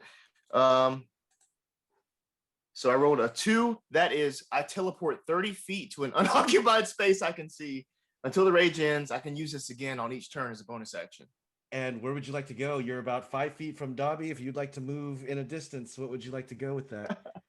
And can I get to another floating thing You within can, 30 right feet? above you? Yeah. Is about 30 feet. Yeah, you can get another platform right above. I'll just disappear and go to the one right up top. Right above you, Dobbie, you would be, you'd see what looks like a crater about 30 feet above the air, directly on another floating piece of land. That quick adjustment, Tulak, you can notice that you had your weapons ready to go. He just disappeared. What would you like to do? Damn it. Okay. So before Tulak acts, I would have went into hug Crater and went. And floats away. Okay. Nobody. So I had my arrow focused over on Crater, seeing him teleport away. I'm just going to refocus it up towards Felix with the sword. I'm just going to try to shoot him out of the sky right now. That's only be a 19 to hit. I use a reaction. I cast Shield, which comes up as a fiery flame of shield, and then my AC becomes 20 until the turn. And I go, fool me once, shame on you. Fool me twice, shield. Okay. Now, on these platforms, are they basically just completely flat, or are there any like piles of rubble we can get behind? There are random piles of rubble that you would see around. I wouldn't say enough to be considered boulders. You're looking at stuff about half the size of a soccer ball, kind of occasionally laid around. You do see on those parts here on the dirt, there's enough you can pick up dirt clods, but nothing bigger than I would say a softball at best. Or I'm sorry, a half a soccer ball at best. Okay. Then Tulak's just going to maintain where he's at, just getting his next arrow ready. Yep. Grab your arrow and ready to lock and load. Anything else for you, Tulak? All good. Okay, let's go to Dobbie. You're up. Dobbie, what would you like to do? So I only moved that one time to get where I was, right? That's correct. Now you're at the yes, that's correct. So I'm gonna go back to where Tulak is. Okay. And I am going to do a. Let's see here. I don't know if he wants to do this, but TS, we're gonna do this. We're gonna do a subtle spell. Okay. We're gonna dimension door, and we're gonna go where Crater is. How the distance do you want to be from Crater? Like, how does this work out for you? What do you want us to do? Show us, like, describe to us what we see. So, like I said, I'm gonna move in for a hug and see Crater move up. And so, how many of my little stone friends are still on him? I would say when he does this, his spell radiance, and it's up to you, Crater. If you would have burned them, or if you would have had them hold on to you, it's your choice. I'll let you decide for RP purposes. What would you like to say? They're still there. They're still everywhere. Okay. It's just like, So they're all yay, and they're still hugging Crater and stuff. And I'm gonna move back to where Tulak is, and I'm gonna see where Crater is, and then we're gonna dimension door there. I guess because Tulak is edgy and shit, we're gonna put him behind, and I'm gonna be in front of Crater. So you're teleporting to both of you? Yeah, I'm gonna grab him.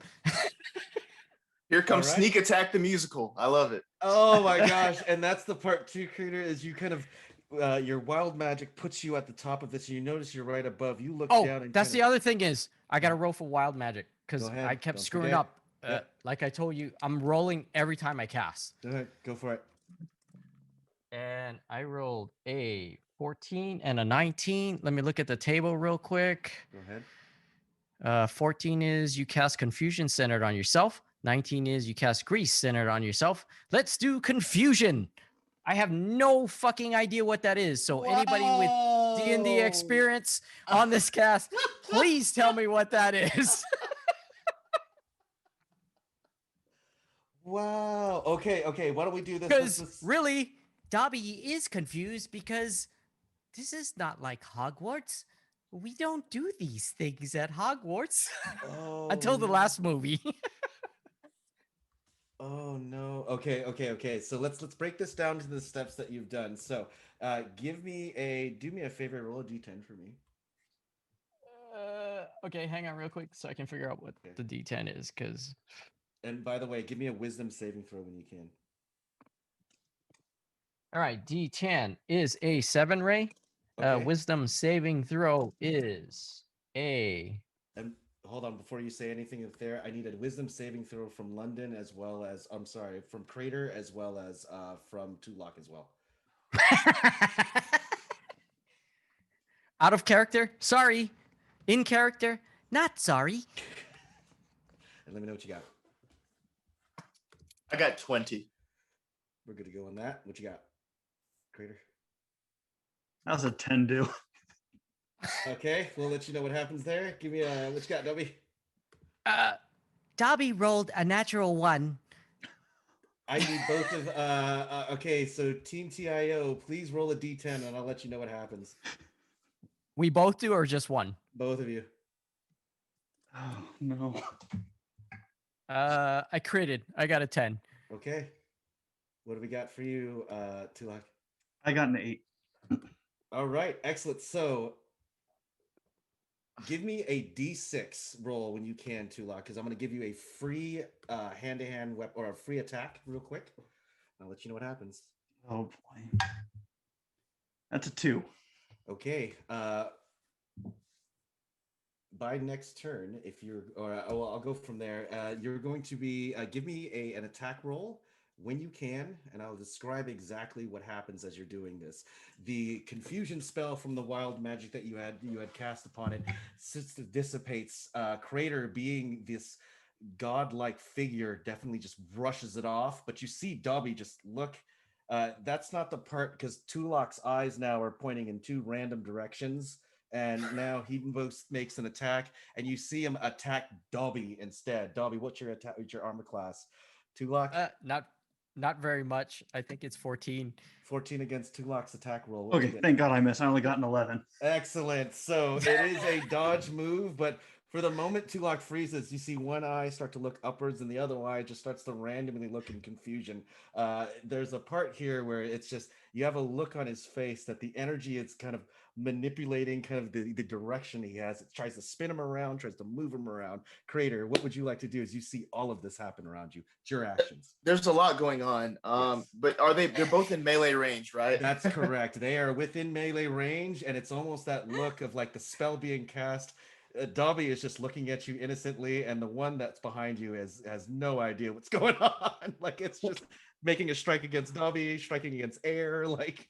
Well, yeah. So I think I'm just gonna first off just go for weakness here. I'm gonna seek out the weakness in front of me and go for Tulak. So before he rolls, I'm gonna do the Puss in Boots thing. I love it. Cool. So I have this spear, so I'm trying to, jab right into Tulak with this. As I see, kind of confused, can't really see it coming. Hopefully not. Gotcha. That is a 20, dirty 20 to hit. Oh God, yeah, that's Cool. All right. And that's piercing damage. So that is 3 piercing damage plus 20 radiant damage plus 4 damage from my rage. So that's 27. in my state of confusion, DM. Am I able to uncanny dodge this, or am I too confused to even try to move? No, yeah, the confusion that's settled in. Unfortunately, with the saving throw miss and everything, yeah, you're gonna take full. No worries. That was 34. You said, London? 27. 27. Yeah. So that's just going through. I have Polar Master. So when I take it back out of him, I'm gonna try to hit Dobbie with the back end of the spear. Bah! That is to hit. That's only a 15. Well, yeah, Dobbie only has a tunic on with mage armor. So that's a hit. Okay, great. Cool. So that will be a D4 plus the 4. So, okay, plus the bonus. 8 plus 4, 12. 12. 12? Yeah, so that's 12, yes. Got it. Yeah, and so I have one more action, obviously. So I'm going to go back to Tulak with the other top end of the spear. Nat 20 plus 3, so that's a 36 to hit. The damage will be 2d6 plus 7. Okay, wait, real quick. Because I have no clue how to play this.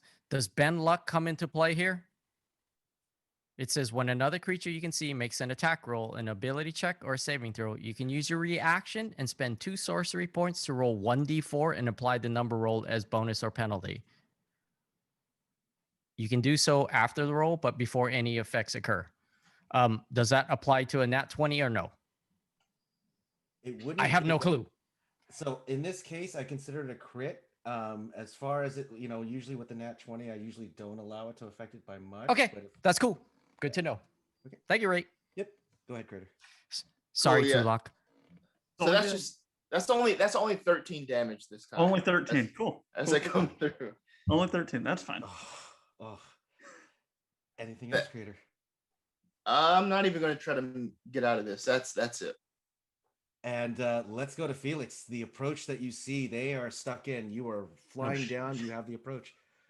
So wait, what is the space right now? What is going on? And exactly that. It's exactly what you see is as you were looking down and flying towards the arrow that missed you, you were able to kind of do a barrel roll. I did a barrel roll. I most certainly did a barrel roll. Barrel to the side to knock the arrow, but at the same time, Crater had teleported to a higher platform, and at the same side, it's almost like you see magical teleporting because he teleports up. You see what looks like Dobbie and Tulak teleport right behind to almost try to jump them to an attack. But the problem about it is as it does it, you see Dobbie go, and it just this light of energy flashes from his head and hits Tulak, and that's when you saw Tulak's eyes just start to turn in different directions. And so the thing here is, Crater's already doing a good job with the swords and whatnot, and whatever weapon he's got. So I got the Vorpal blade. I'm going to hold on to it for a moment. I kind of like hitch it until I feel he needs it. How close am I to the person shooting arrows at me, Tulak? Tulak, if you were to fly down, they're at the same position, so you definitely, with your wings and your movement, could land right there. I'd say distance-wise, maybe 10 feet. Okay, well, I'm gonna stay back a little bit. I want to get within maybe like 50, 60 feet away. I'd like to if possible, I'd like to stay out of range just a little bit. Okay. And then I would like him to make a dex saving throw. As a hot wind of air of preternatural air comes chasing at him, but I will also use a bonus action to spend 3 sorcery points to give him disadvantage on it using using the what is this one called? This is the heightened spell. Yes, heightened spell. So I'm using 3 sorcery points. A dexterity saving throw at disadvantage. All right. Yes. All right. Hang on real quick. Because I'm trying to figure out some shit. And so you're going to cast something on my friend here? Yes. So Dobbie sees Felex start doing his little sorcery thing that looks familiar, and I would like to counterspell that, DM Ray. 2 questions. 1, I'm casting a 7th level spell, so what level are you casting that at? And 2, can I counter the counter? Let's see what the level of counterspell is first to see if it reactions. But and I don't know any of this mechanic, so any help would be great. Gotta love it. Take a look at your counterspell and see what it says from there.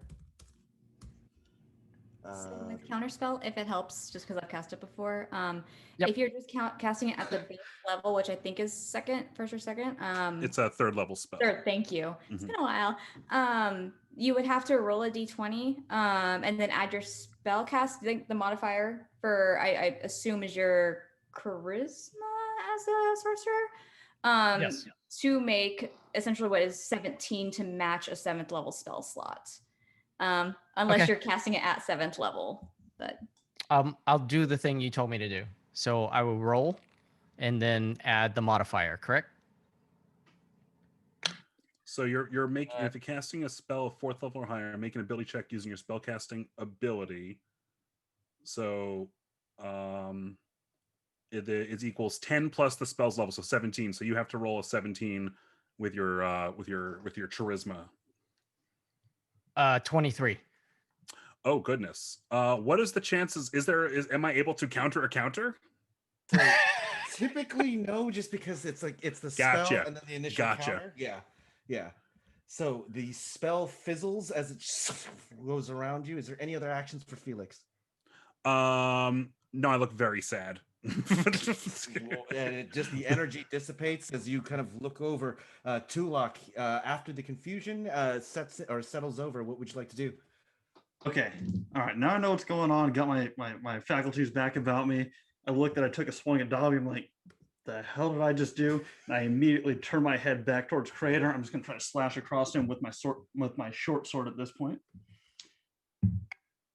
And That is going to be an 18 to hit. No dice. Damn. However, F it, let's use it right now. I have a feature called Stroke of Luck, which means I can treat this as a 20, so I am going to hit him with a 29 instead. Okay, that hits. And having Dobbie within 10 feet of me, or within 5 feet, sneak attack damage. So I'm going to go ahead and let D&D Beyond do its thing here. So one moment, please. Apologies. No worries, Dobbie, you're up next. So that's going to be 52 points of slashing damage.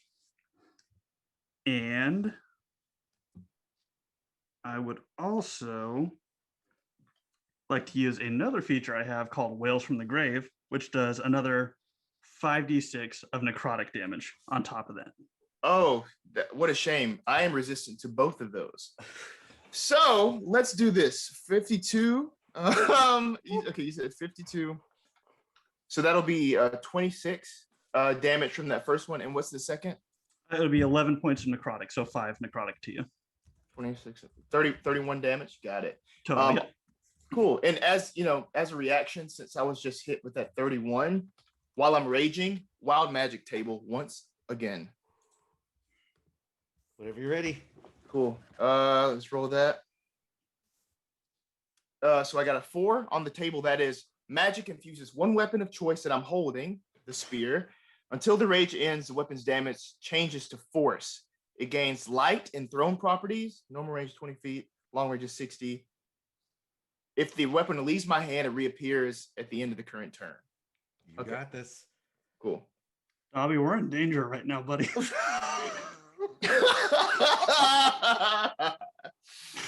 Dobbie only cares Tulak is safe. Oh. Tulak cares Tulak is safe as well. Anything else? Bonus action. I would like to disengage from Crater. And I'm going to move 40 feet away from this guy. Anything for Crater on reactions? I'm muted. No. Wait. No. And 40 feet disengaged. Any attack opportunities? Just wanted to throw this out there. Anything that prevents him from that? Okay, we're good. All right, disengaged at 40 feet. Anything else left for you, Tulak? No, that is everything I got. All right, Dobbie, you got. Yeah, it's your turn. You have Tulak kind of breaking this confusion, seeing the seriousness of Crater, and you can see his energy kind of amplify this spear as he's not only hitting you, but fast enough to hit Tulak as well. What would you like to do? How close is everybody? You're looking To at me. Crater being about 5 feet, Tulak being 40 feet from your position. So you have about 45 north from your position to Tulak and about 5 feet to Crater. Where is Felix? I'd say I'm about 50 to 50 feet away. Yep, on flight.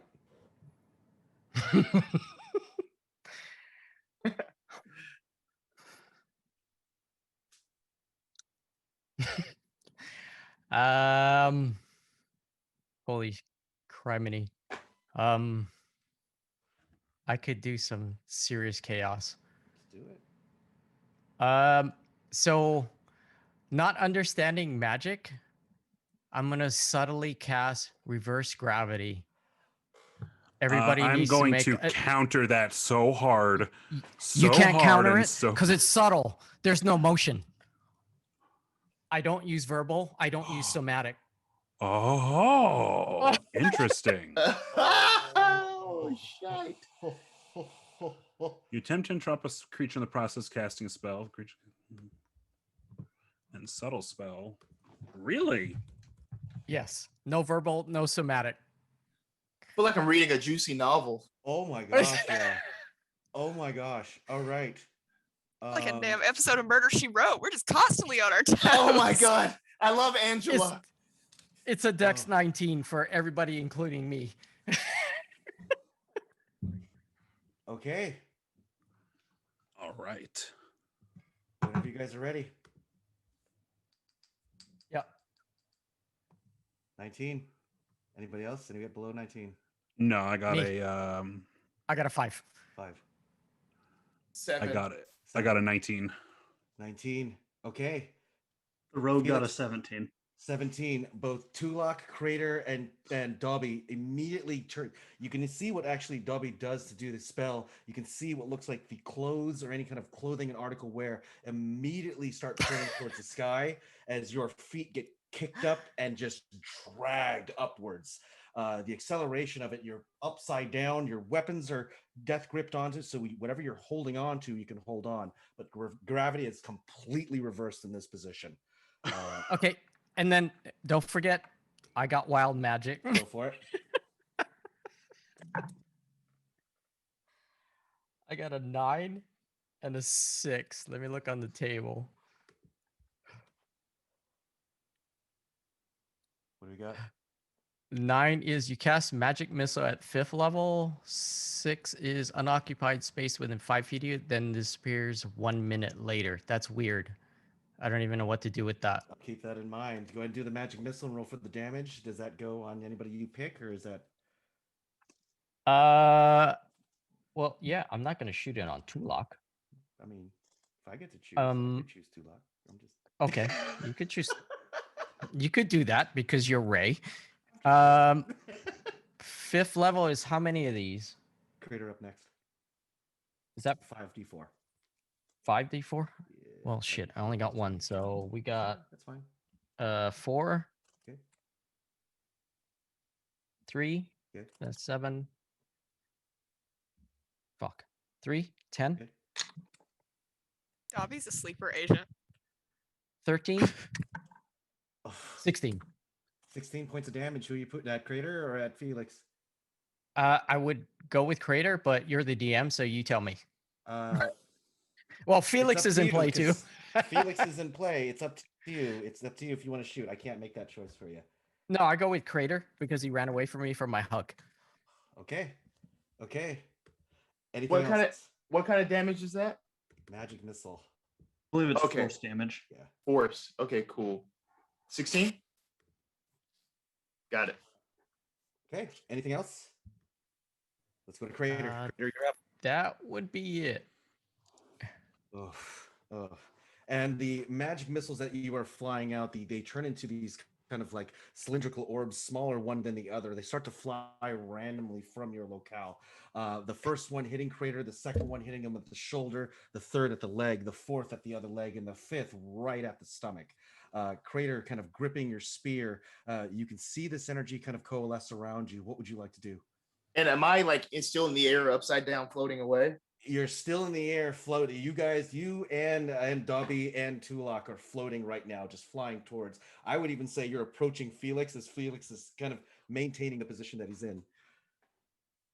Okay. How far am I from Dobbie? Since you both are flying upside down in reverse gravity, you're still within 5 feet of each other. You're just upside down, and you're just kind of getting thrown around as if you're in a blender. Okay, I'm gonna try to just hit with the spear. I'm trying to stab any way that I could. Go for it. Cool. So that's first one is a 14 to hit. Well, 14? 17 to hit. 17. 17. Yeah, that hits. Okay. Cool. Nope, that hits. Yeah, that damage is 8 piercing and then the 20 radiant. 28 total. Yes. Flipping around, Polar Master, back end of it. Go for it. 21. Then that's 10 damage on the back end. One more front end. His wrist is very strong. He's been working. He does wrist ups. And that one is a 19 to hit. And that'll be 13 piercing for that one. Okay. And at the end of my rounds, I don't have anything else, but something that we resolved after the fact is that I have to take 10 damage from the radiant consumption, as well as anybody within 10 feet of me. 10 feet. So those little individual animate dolls, I'm assuming you're choosing to burn. Yes. They go up in the same powdered burn area. What would you like to do? Or make sure you do your damages and resolve as far as for both Dobbie and Tulak. Anything else for Crater? That's it. As I'm like screaming in rage as I'm now off the ground. Oh my god. And so that's the one part. Is there any other attacks? As you're gripping this light, you kind of hit over, you were able to burn this area around you, and Dobbie, from the look on that, his eyes kind of reside from that same lighted figure. You see the smoke coming off of these burned animated figurines that are floating around him. Let's go to Felix. Felix, you're up. Felix, Keres, the gravity doesn't actually affect him because he's got the wings too. So he's got so he can fly through. And I'm probably too far from Crater right now, right? He's probably at least 50 plus more. They're plus falling up, right? So yeah, they're falling upwards. So we're going to refocus on the one causing the chaos here, the little elf goblin man, and we're again going to spend the bonus action to spend three sorcery points to do the same type of meta magic here, and I'm going to say counter this and cast a 6th level spell. Does he counter this? So it is a 7th level spell. A sixth. Oh, 6th level. Okay. Would you like to make the roll? Actually, I think because you're at 6, it dispels it. Any reactions from Dobbie? Unless we're going at the counter spell being successful. Nope. All right. So you make a dex saving throw with disadvantage.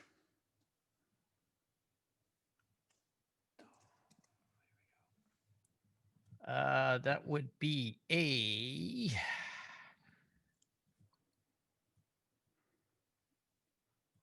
9. Okay, so my DC is a 19, so I don't think he saves. So a ray of so close. A ray of it was almost right there.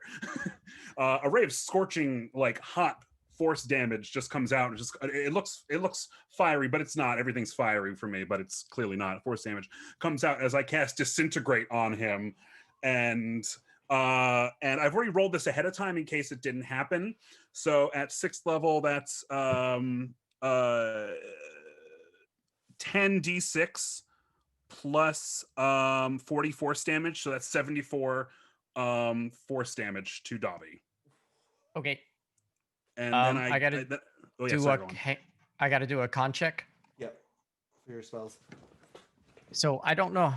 How does that work again? I gotta do a roll plus what? You're basically, it's to break concentration, so it's gonna be. Okay, I rolled a 19. Am I good? I would think I hold, right? Yep. Okay. And then as a reaction, I get canceled by the Twitch chat, and that is for attacking Dobbie. And that is that I'm gonna move in a position where, in a way, where I can kind of position myself flying between where I can still attack with some spells, but also if Crater decides to fall the other direction, I can maybe try and swoop in and save him. I don't know. Will I be fast enough? We'll see. And that's my turn. And the part that you also notice is that there's 2 screens that are shown in the arena. You're noticing both Crater just taking this illuminated spear and just going to town on Tulak and Dobbie. There are movements that he's doing that are just shown from ancient warrior fighting styles, moving the blade, using this illumination to kind of burn the things around him. But Dobbie, with that magic, has now floated you guys upside down. While this is happening, you can actually see Dobbie's face and Tulak go, "Ah!" as they fly upside down. Crater's the only one kind of keeping his composure. But at the same point, the camera goes over, it clicks to Keres. And Keres, you are being assaulted by both Darius, and you have Oswin kind of blocking with the weapon. You have also Tallulah kind of making this creature in front of you to prevent a lot of the action to happen. You have all of this occurring at the time it stops, and you see them look at the screen and they go, "We're going to take a break for our sponsors. We've got a couple of bobbleheads. If you haven't had a drink, make sure you pay the people around here. They've got beers, they've got all these assorted goods, and make sure you get your Keres bobblehead as well as Darius on sale for 50 gold pieces a piece. Special deal." Ooh. and the screen goes black. And we will go to break. Yes. See y'all in a couple of minutes.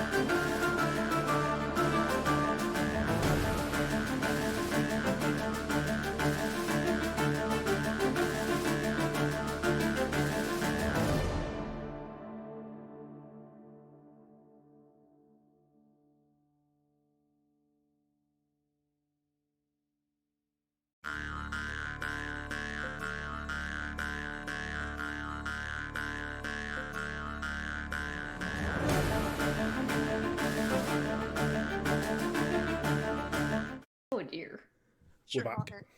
Okay. Ah, And welcome back, everybody. Just to kind of get everybody that's come back from a break, what you do see is a small little gentleman that stands there. He's got a little bit of a tuxedo going on, a nice little bolo tie, a little goblin hat on the side, and he says, "Welcome back.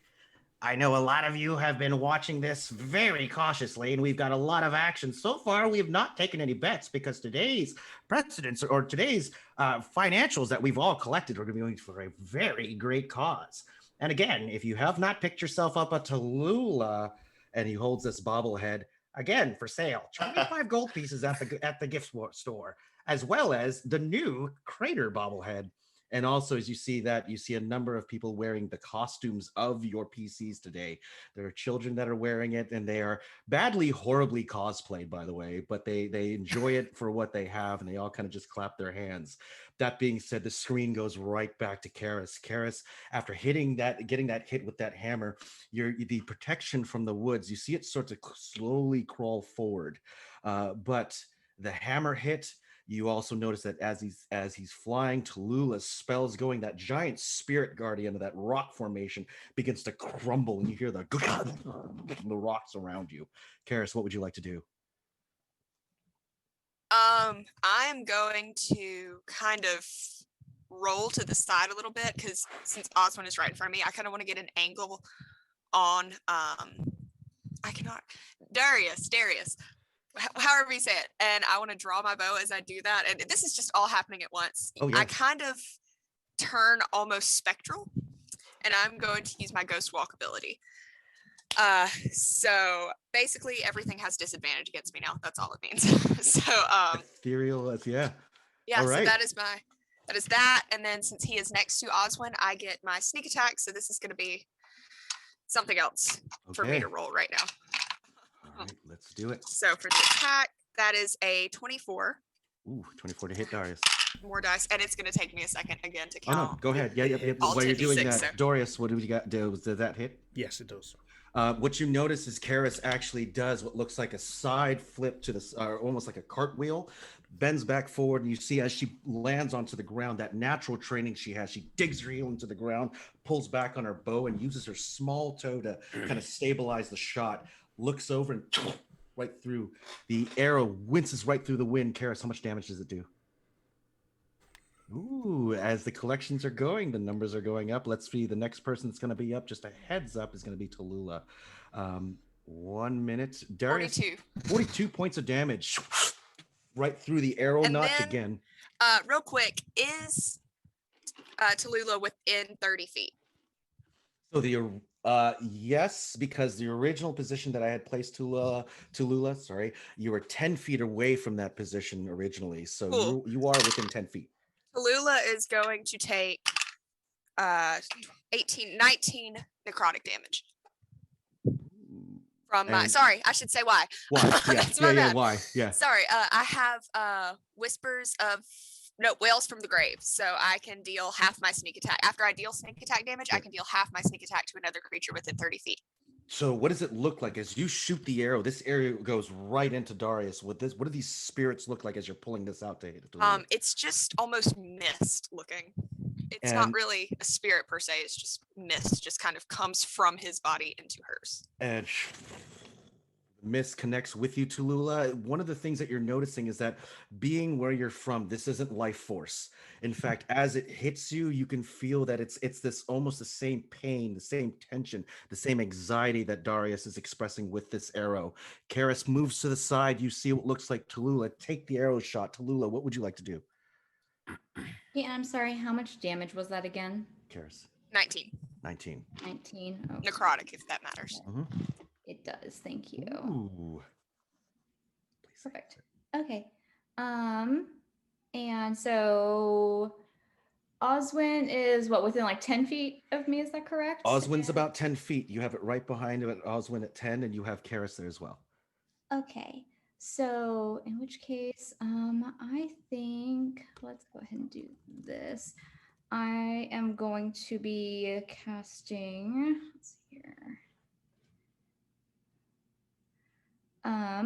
So I'm going to cast Spirit Guardians. And so these small little They almost look like a little fish. Skeletal fish are surrounding her at this point. So I'm gonna need Sir Oswin to make a wisdom saving throw. Sure. And these are gonna be it's a 15-foot radius around me. Ooh, so that's good. Does it matter, friend or foe? It says designate any number of creatures I can see to be unaffected. I'll have Darius be unaffected. Made a 14. It's a 19 DC. 19. Yep. So Keres as well, because she is within 15 feet. Oh, she's at 15 feet? Okay, Yeah. so Keres Yep. as well. That was what type of saving throw? Oh, wisdom. DC Wisdom. 19. Okay, yeah. No, I don't make it. Okay. That's a 15. 15. Okay, so that's going to be. Thank goodness for D&D Beyond rolling for me. It's gonna be 15 points of necrotic damage. Sure. Great deal. Does that get disadvantage? Or that was a spell. Sorry, that wasn't an attack. All right, sorry, just checking. Okay. All And right. then also just because actually no, I cannot do that. Never mind, that's it for me. You sure? Yeah. And the spirit guardians that come up, the bone fragments that were spinning around you, they seem to drop as well with this new rejuvenation rejuvenation of energy. What do you want these spirit guardians to manifest into while they're kind of creating its material form? Oh, they're like little skeletal fishies. Gotcha. That's what I didn't hear. Sorry. However, Darius, you no longer have bless now because I have to maintain concentration on this. Oh, okay. So from that perspective, anything else, Tallulah? No, that'll be it. Osman, the battle is joined. You have this magic around you. You see Keres turn into an ethereal person and shoot the arrow. What would you like to do? Sir Oswin looks at Darius and Tallulah,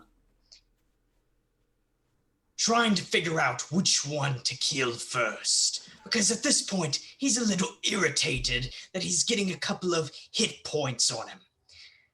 So he looks at Darius, begins to spin his swords almost like General Grievous or Sir Arthur Dane from Game of Thrones, and says, "Aha on this, Darius." And begins to attack with his first attack on Darius. Let's see here. It would be a 16. 16. No. All right. And with the second attack, that would be a 12. So no. And so with my bonus action, I would like to at least move 20 feet back. Okay, positioning yourself 20 feet back, so that'll put you at 30 feet away from Tallulah and 20 feet away from Darius. Keep those numbers memorized. Does that provoke an attack of opportunity from me? It would break away from the melee version or melee radius of Darius. Does that invoke any attack of opportunity, Oswin, from you separating? I mean, I have Sentinel, so it will no matter what, really. Oh, yeah. So just keep that in mind. Darius, go ahead and do your attack of opportunity. Since you do have I'm going to take a swing at him with my Warhammer, which is a 28 to hit. That hit. That hit. 2d8. That does 13 points of damage. And as I do it, I go, I believe it's odd. And Oswin, you get you move the 30 feet, but obviously the hit from the warhammer or the hammer itself knocks you kind of spiraling backwards, positioning yourself kind of still standing. Darius looks at you with that same smirky grin, the same hammer he holds backhanded. Darius, it's your turn. What would you like to do? So now I've kind of let Oswin know the correct pronunciation of my signature catchphrase. I'm going to turn to Keres and go, "Madam, don't leave," and swipe at her. Go for it. Which is with disadvantage. Yes. I believe, yes. I get 2 attacks. God. Go for it. So the first hit will be a 12. Second hit will be a 19. That does hit. 4th level Divine Smite. I'm going to go ahead and just uncanny dodge it. So you can reduce it by half anyway. Half. Yeah. Yep. Fine. 4, 6, 7. Not great.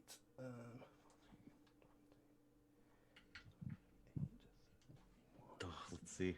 35 points of damage halved to 17. whatever that is. I think. 17. And that is my action.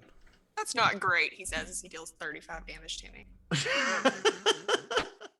And the illumination from the hammer, as he does throw it, or he attacks, the smite itself kind of invigorates the weapon of the blade. It hits you. You see this, and the sparks kind of just go off. It's not because you wear metal, but it's because the hammer itself interacting with your ethereal presence. Keres, you take this hit, kind of move to the side and rearrange your weaponry. What would you like to do? I don't have sneak attack on anyone, do I? Because Oswin moved away. Oswin moved about 20 feet away, so yeah, Okay, correct. He's cool. disengaged. He's moved away. I'm just gonna, since I'm at melee range, I can't really do anything, so I just pull up my short sword and I'm just gonna stab at, just kind of slice up at Darius. All right, go ahead and attack with Darius. That does not, no, that's a 13. And there is a part with Keres as she is turned ethereal and she strikes you with this cursed blade. The blade itself, although typically in Keres in different combat situations, your blade would have slipped right through the soft parts of that tissue. Darius, being the way it is, he blocks it with it and just kind of gives that trademark look to his face as he goes to the corner of his lips. Anything else for you, Keres? I don't want to move because, well, he's already used his reaction for the round. Yes. So I'm going to, he has the sentinel feet though. I'm just going to bonus action disengage because I don't remember how the sentinel feet works and I'm just going to test a theory. So. Darius. I mean, disengage doesn't matter. I still right, but can do it, but it depends it's a how many reaction, reactions. and I've already used my reaction. Just one Okay, reaction I didn't know hit. if you got any more. There we Sentinel, go. so thank God. So And yeah, I'm as- going to move back like 30 feet. Gotcha. 35 feet, that's my speed. And Tallulah, just with everything moving on and that calmness of you, the spirit guardians away, you're also noting that the adversaries that were originally pushing their aggression, Oswin has moved back about 20 feet, even Keres in her spirit form, holding the blade she attacked you with, or Darius with. She's also kind of taking steps backwards as well. Go ahead. Real quick, when I say I retreat back 30 feet, can I retreat back up the hill, kind of? Absolutely. Okay, that's what I want to do. Yeah, absolutely. So it's almost a forward approach because it is a difficult terrain. So I'll put you at about 15 feet, if that's okay with you. 15 feet at the top part of the hill, holding that same short sword, long bow, or the bow at the back. Tallulah, what would you like to do?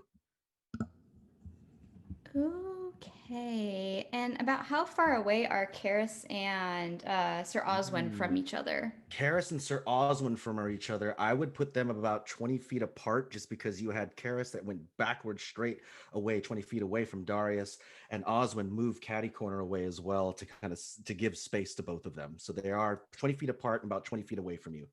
Actually, 20 feet for Sir Oswin, 30 feet for Keres. Okay. So in which case, kind of circling her hands together and muttering a slight incantation under her breath, her hands start glowing a bright orange. And as she lifts her hands up to the sky, it's as though these bright red clouds appear above us. And I'm going to need both of them to make dexterity saving throws. 19 is the DC. I'm going to cast Firestorm, and I will roll now just in case. Made a 16. So failure. 29. 29? Okay, so you'll take half damage on this. Oop, I did not mean to cast it twice. That's a bad idea. I actually take no damage because I have evasion. Oh, good point. So she will not take any damage. However, Sir Oswin is taking 44 points of fire damage. Wow. As the firestorm rains down around him. Excellent. And that subtle hand spell, her hands raising, or their hands raising, which you hear is this and complete silence as the ground begins to erupt, the sky begins to erupt, and what you notice is a conflagration that goes to almost 100 feet in this fixed space, and it just blazes a trail in front of you. Oswin, this isn't a question of, is this raw magic? This is by all means more dangerous than you've ever worried about. Keres, it starts to feel and grip and pull your ethereal state. You can feel your physicality starting to warp while this spell starts to work its magic. Is there anything else for you, Tallulah? No, that'll be it. all around. Let's see. Let's go to Oswin as the spell obviously affects you. You have some of the smoldering coming off your metal armor. The weapon in hand. What would you like to do? How far away is Tallulah? Tallulah right now, because of she casted the spell, you're 20 feet from Tallulah. Darius has in position. He's positioned himself about 5 feet from that. So I would say if you were going to make your advance, you've got 15 feet to Darius, 20 feet to Tallulah. I'm going to make an advance towards Darius, so 15 feet. Gotcha. I'm going to make my first attack. So once again, Sir Oswin is spinning these swords, now very, very irritated, because now he's engulfed in this flames, but he has been engulfed in flames many times before, so there's nothing new. And so he's coming at Darius. Let's see what we get. 18. Nope. Okay, and with the second attack, the 24. Hits. Excellent. I will be... Finally. So Oswin will be performing a 5th level...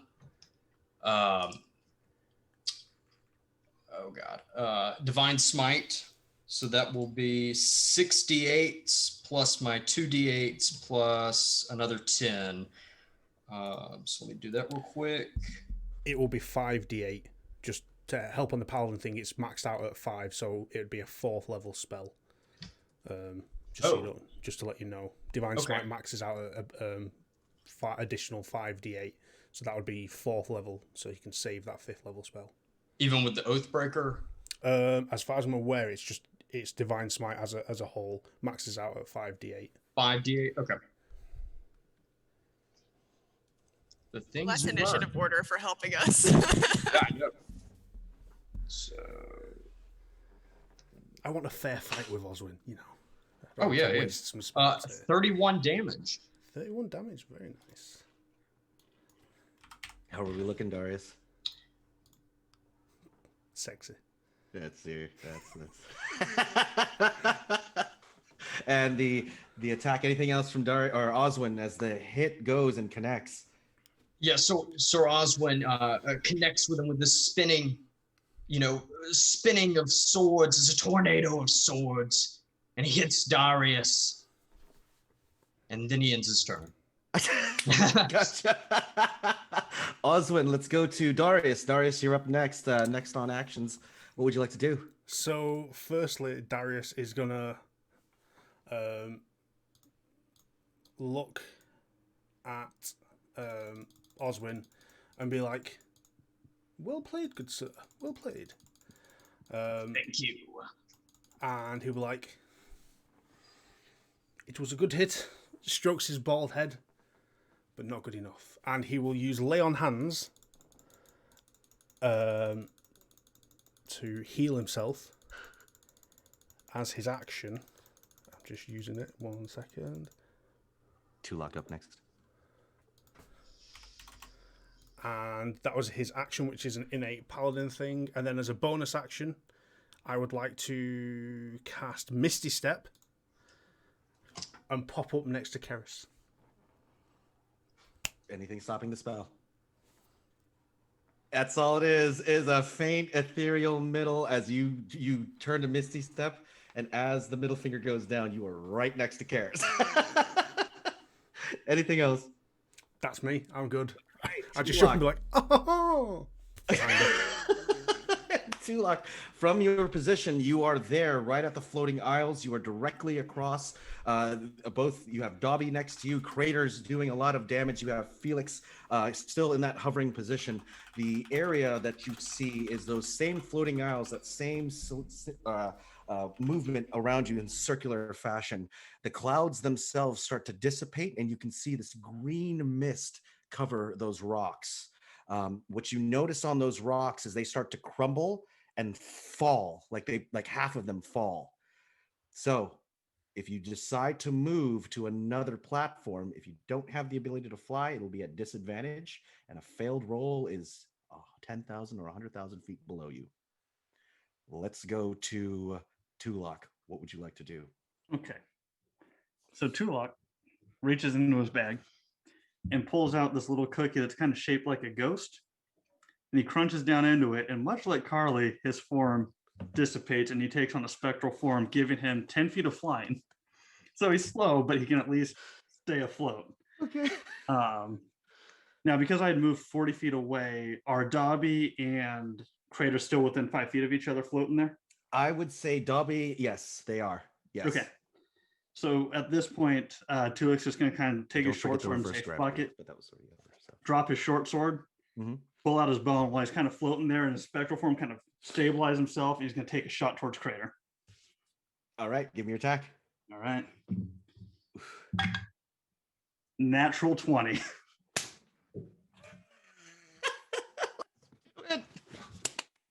All right, let's do it. Nat 20, let's go. Okay, all right. So Congratulations. with the sneak attack.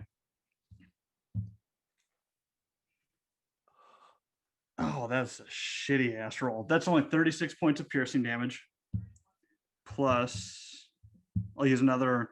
As the arrow kind of pierces into him, the wood kind of breaks open and you see the sickly pale green energy come out of it. And here comes the necrotic damage of 28 points of necrotic damage. So that's 64 points total from the sneak attack. Okay, so 18 and 14 due to the resistances. Anything extra from the critical? Did you roll that? So typically on criticals, they usually double damage, but it's Right. up to you. Yeah, just double the base. So then it would just be the 64 then. Gotcha. 64, yeah, gotcha. Mid 14, cool. And then in my corporeal form, I'll just go ahead and float 10 feet towards the platform using my movement there. Oof, 64 points. Creator, how we looking? Good. Good. Like that smile. Keep that smile. Keep that smile. Looking good, but wild magic is also happening right now. So Ooh, let's see let's do it. how that's going. Since I got hit, that'll be flowers and vines temporarily grow around me. Until the rage ends, the ground within 15 feet of me is difficult terrain. And the flowers and vines that are moving, and they look like obvious kudzu that's coming out. More or less, they're coming from the bottom parts, and they're going around you, not necessarily in a protective state, but more of a nuisance than anything. Anything else for Tulak? No, that is all I got right now. All right, Dobbie, you're up. From that position, you see what looks like not only is Crater being hit with an arrow, and it's the same sharpshooter skill, that whistle that you hit through, that same pierce into the metal, but the vines around him are also growing around it, but not, again, it's more of a nuisance even around your feet. So it's starting to kind of weave into some of the clothes and things that you have. Dobbie, what would you like to do? Okay, so you can't cast a spell within melee range, correct? It depends. If it's a Get the save, spell. you can cast it. If you cast a one that targets that's an attack roll, you get disadvantage, I believe, because you're within. Yeah. Mhm. So that depends on the spell. Okay, so for bonus action, I'm going to use Nimble Escape and Disengage. I'm going to move off so I can cast. Does that sound right, Jacob? Yes. So you're using Nimble Escape to move away. You're moving away, and then you're going to cast. So I can cast. Yes. Yeah, that works. Okay. Let me see here. I think it's an ability, so I don't think it takes a thingamabob. Sorry, chat, because I don't have a fucking clue what I'm doing. I'm just kind of winging it. It says I can do this. So again, I will cast a subtle spell, and I will look at Tulak and say, Professor Dumbledore always said that if you need help, it would always be given at Hogwarts. And I embody that spirit, and I will help you as much as I can. And I will cast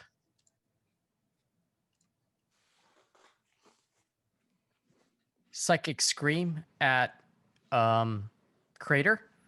I need a intelligence save. Intelligence save. Let's get it. Get it. Okay, that is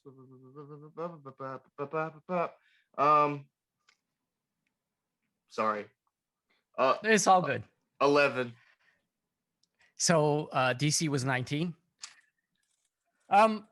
So it says you unleash the power of your mind to blast the intellect of 10 creatures of your choice that you can. Oh, wait, 10 creatures. So, Felix, are you within 90 feet? I believe I am. 60 I believe feet above. I Yeah, believe I yes, am. they are. So Can Yes, you they give me are. an int save, please? yes. Again, chat. I'm sorry. That will be a 17. Wait. Okay. Yes, 17. Okay, 2 fails. So creatures that have an intelligence score of 2, yeah, you guys are higher than 2. Each target must make an intelligence saving throw. On a failed save, a target takes 14d6 psychic damage and is stunned. On a we don't have to deal with successful because you both didn't. Okay, go ahead and just roll those 14d6, and then how long are they stunned for? Just my own purposes. So the stun thing says a stunned target can make an intelligence saving throw at the end of each of its turn. On a that's correct. successful save, the stunning effect ends. Duration. Let's see here. So Works if for a me. target is killed by this, okay, hang on real quick. Let me roll them all.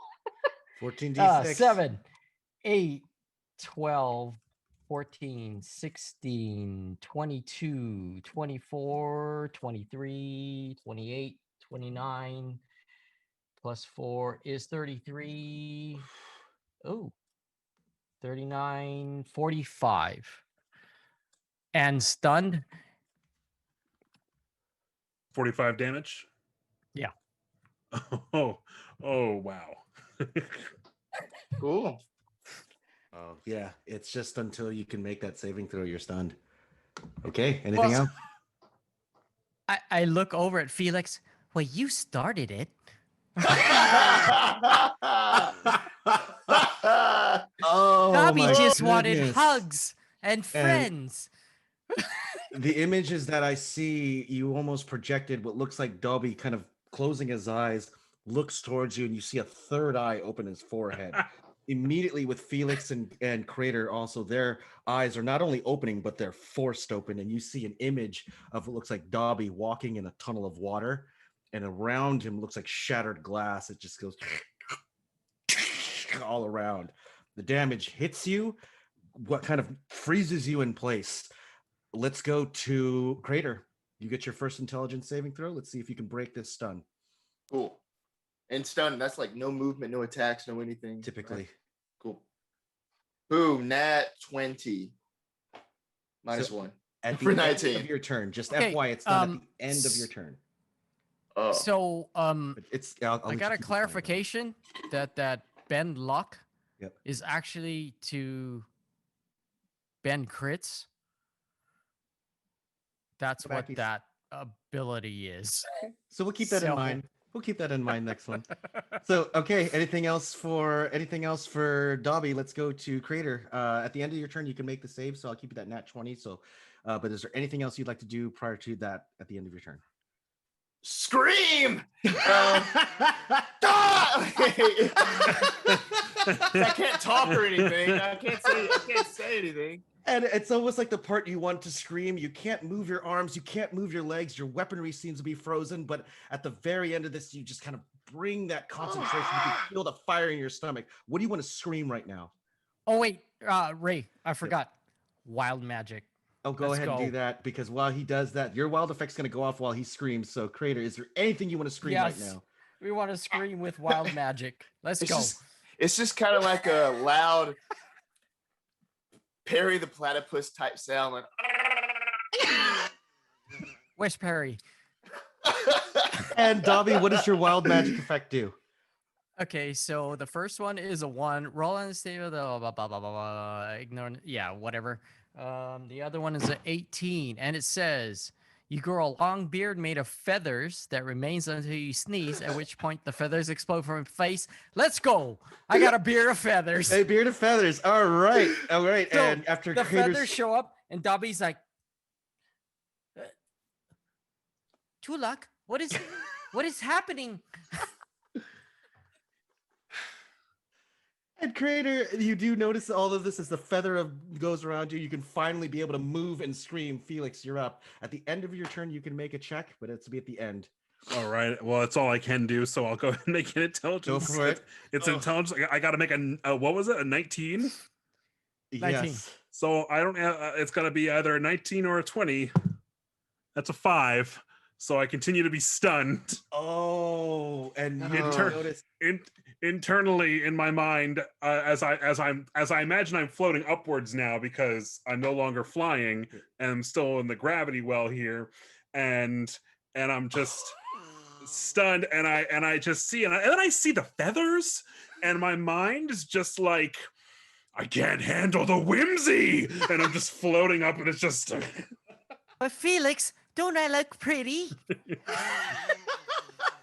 rage and the heats and the. And that's all I can do. Let's go to Tulak on the second round. Tulak, what would you like to do?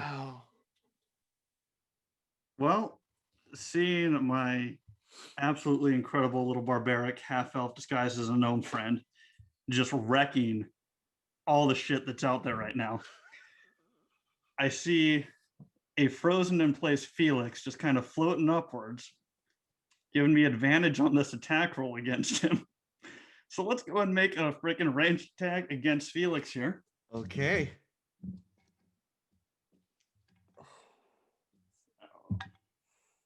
That is going to be a dirty 20 to hit. Okay. Yeah, that'll hit. All right. And with the sneak attack damage, so starting off, that's going to be 44 points of piercing damage. And then same thing with this arrow. As it locks into him, it begins to break open, and that sickly green energy comes rolling back out. You take another 19 points of necrotic on top of that. So the first number was 44. 44, and then the next one was 19. 19 necrotic. Yep. Cool. I'm still kicking. I feel you. And with that, Tulak's just going to begin to continue slowly floating back down towards the platforms.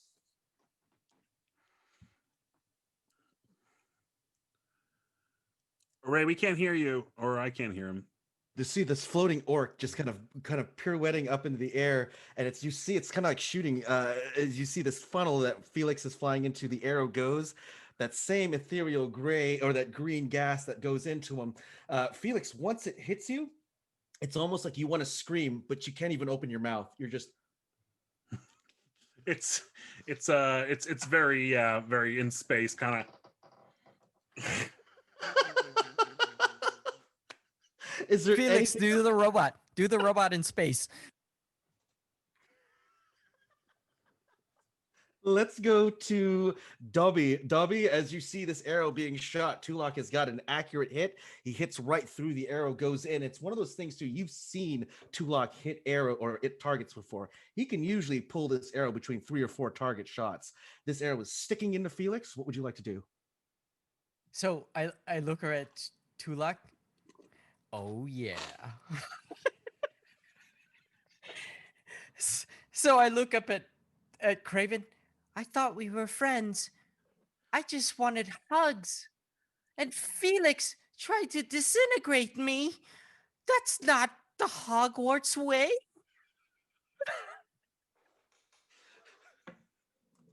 I'll give your hog some warts.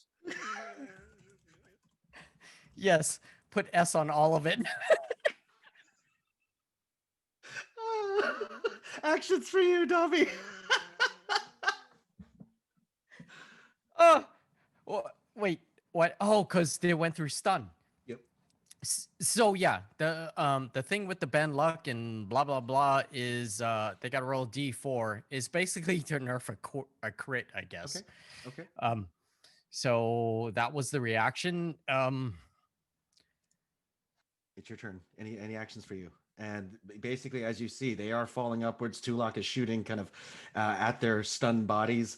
You heard Crater scream, so you'd assume that Crater may not be as stunned, but that part where Felix is floating away, he does have that look of anguish on his face. So I look at Tulak. Is Tulak on the ground? No. How close is he to the ground? Tulak is floating about 10 feet above your position, so he's 30 feet away plus 10 feet above in the air. So you can think of it like a. So I look over at Tulak. When you speak of me, speak well. And I end the spell, so Crater and I will fall.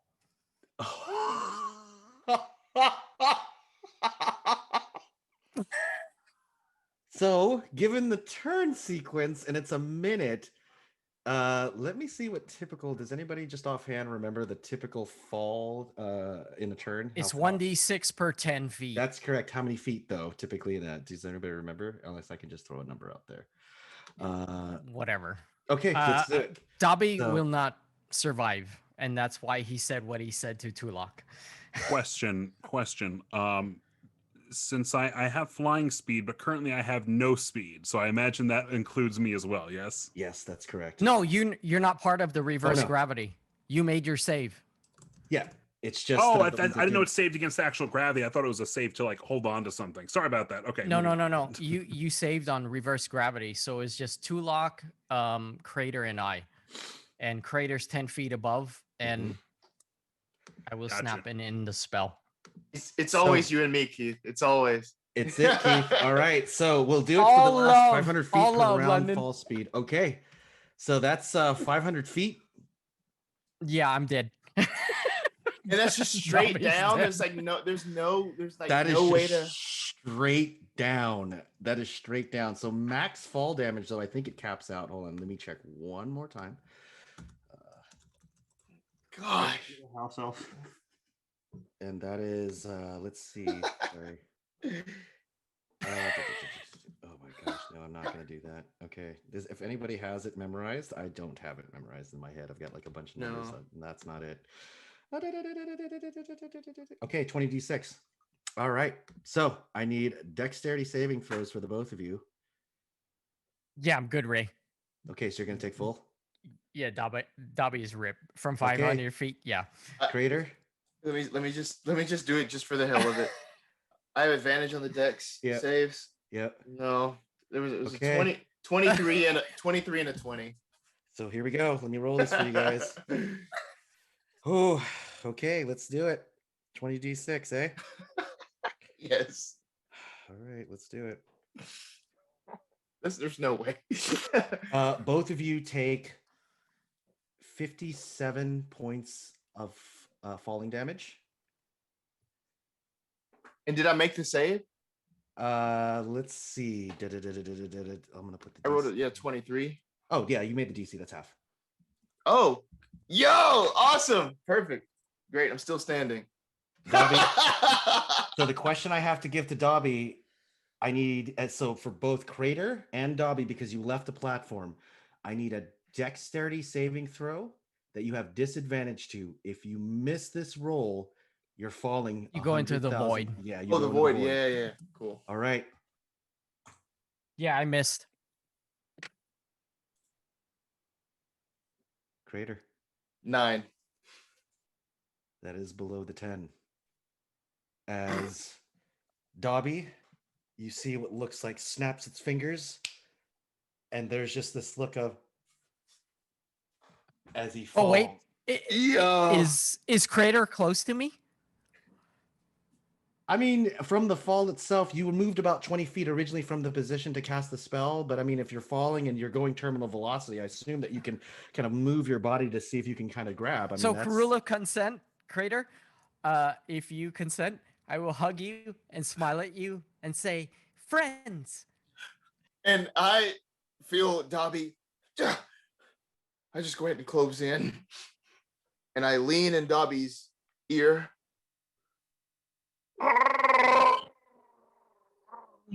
As we fall. As you Do I both translate that as friends or no? due to terminal velocity, and Screw you. actually due to terminal velocity, the first thing that you both do is you guys quickly accelerate downwards. You can hear the in the back of your ears popping. You can feel your jaws starting to disconnect just because of how fast the air is. You try to scream, your air starts escaping out of your lungs. It gets to the point of free fall where you notice that Dobbie looks over, grabs Crater, and Crater whispers into his ear the same kind of undulating sound as you fall. The camera goes to wide view and it almost seems to splatter onto water, but the view of the camera goes right to the person that's doing the announcing and goes, yeah, we're not going to probably see that though. That one's really, really nasty. We probably should get somebody to clean that up. By the way, the bobbleheads for Dobbie and Crater are now on sale for 5 gold pieces. I'm never going to be able to sell this stuff. So Jeez. behind And the he throws scenes, it. I'm gonna look at Bree out of character and go, she'll get it. And with that being said, Felex, Tulak, you see your 2 compatriots fall to their demise all the way downwards. Tulak, let's go, or actually at turn sequence, because that was during Dobbie's crater, is there anything you want to say? Dobbie, is there anything you guys want to say as you're falling? I mean, I have some ideas, but if you want to say anything. I did my thing. Okay, I'm good. Crater, So anything for you? all on you, Crater. Okay, that's it. Let's go to Felex. Felex, you've just witnessed your friend fall to his demise. You are floating with arrows being shot at you. What would you like to do? I need to unstun myself. So again, I have to roll either a 19 or a 20. Big money, big money. Go for it. That's another 5. All right. Let's go to Tulak, that same frozen face as Tulak. All right. What would you like to do? Tulak drawing his arrow once again, whispers to himself, "This one's for you, Dobbie." I'm gonna fire an arrow towards our good friend Felex here. That's gonna be a 27 to hit. Wow, that hits. So again, starting off with this.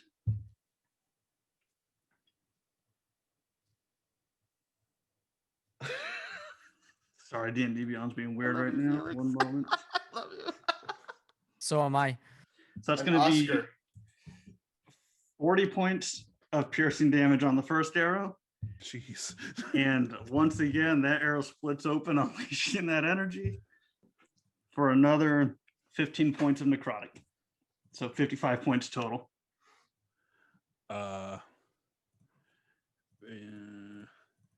Somehow I'm still alive. Holy shit. Yeah,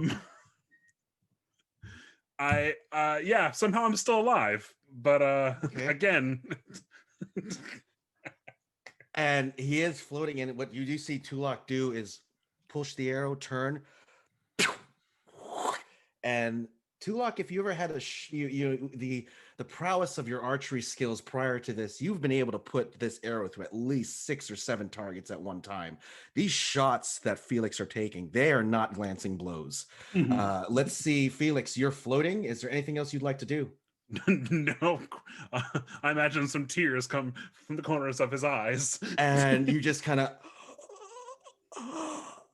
you want to make another save to see if you? Yeah, why not? Let's see.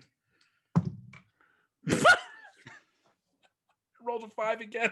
Oh, Tulak. Whenever you're ready, my friend. It's just you. Just keep this rolling. I was gonna say, dude, if he gets near with that Vorpal sword and rolls a crit, I'm done. So we gotta take him out now. That's another 27, buddy. I'm so sorry. You can kill me all you want, but don't lie and say you're sorry. Don't you lie to me. You lie to me. 35 piercing. Okay. That's it. That's it right And there. 19 Bam. necrotic. It's got just. And Felex, what you remember before slipping into a warm bath is as you are floating there with this fixed, broken smile, this cracked part into your face, you begin to get the first arrow right into your liver. You can feel your lower legs go completely numb as the shot severs your spine. The second one goes into your ribs, and before the time you can actually scream, being in this fixed position, the arrow goes right below the jaw, covers in, comes right to the top of the mouth, and pierces right of the eye, pulling out the eye that you have on your left side. Oh, That my favorite stuck eye. feeling, you can see just, and the blood just start to kind of coalesce as the gravity seems to be stuck, and you float.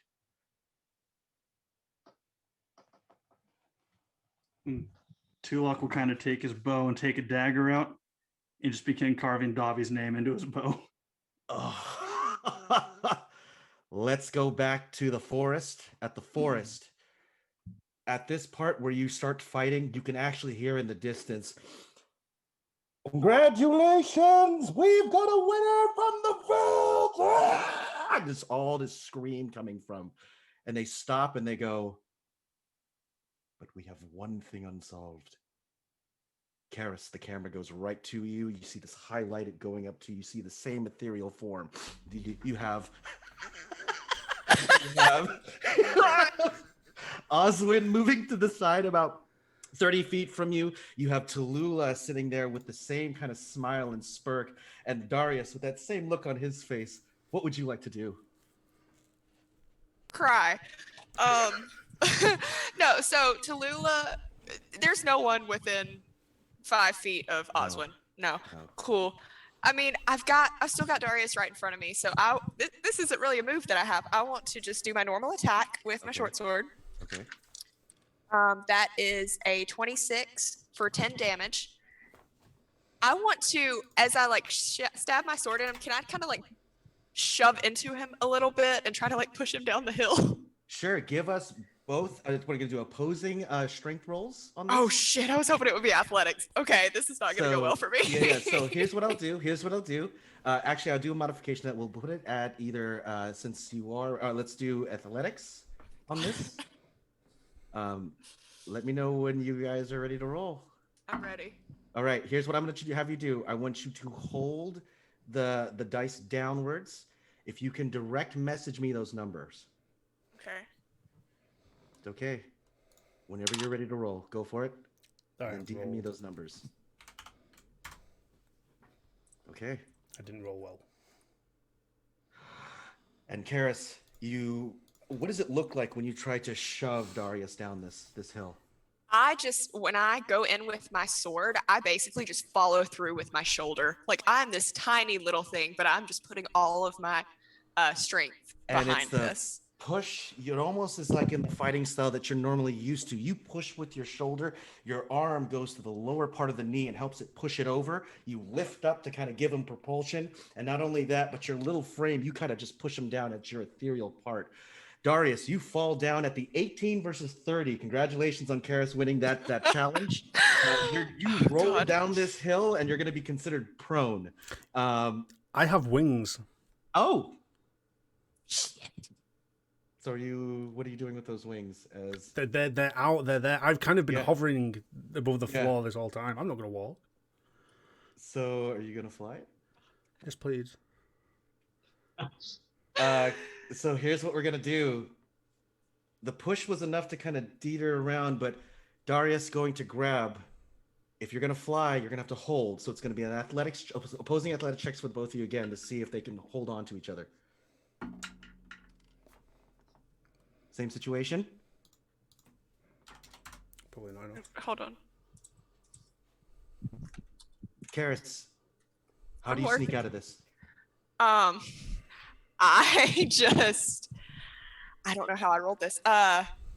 He's just holding on, but I guess because I'm kind of ethereal, yes. I can kind of phase through creatures, so I just kind of phase through him and just pull like back. As you would normally do, you go back and you phase right through. It was a 30 versus a 20. Congratulations, Keres. I rolled 2 18s. Oh, and you slip right through as Darius tries to fly upwards and notices about mid-flight that he doesn't have you in his grip.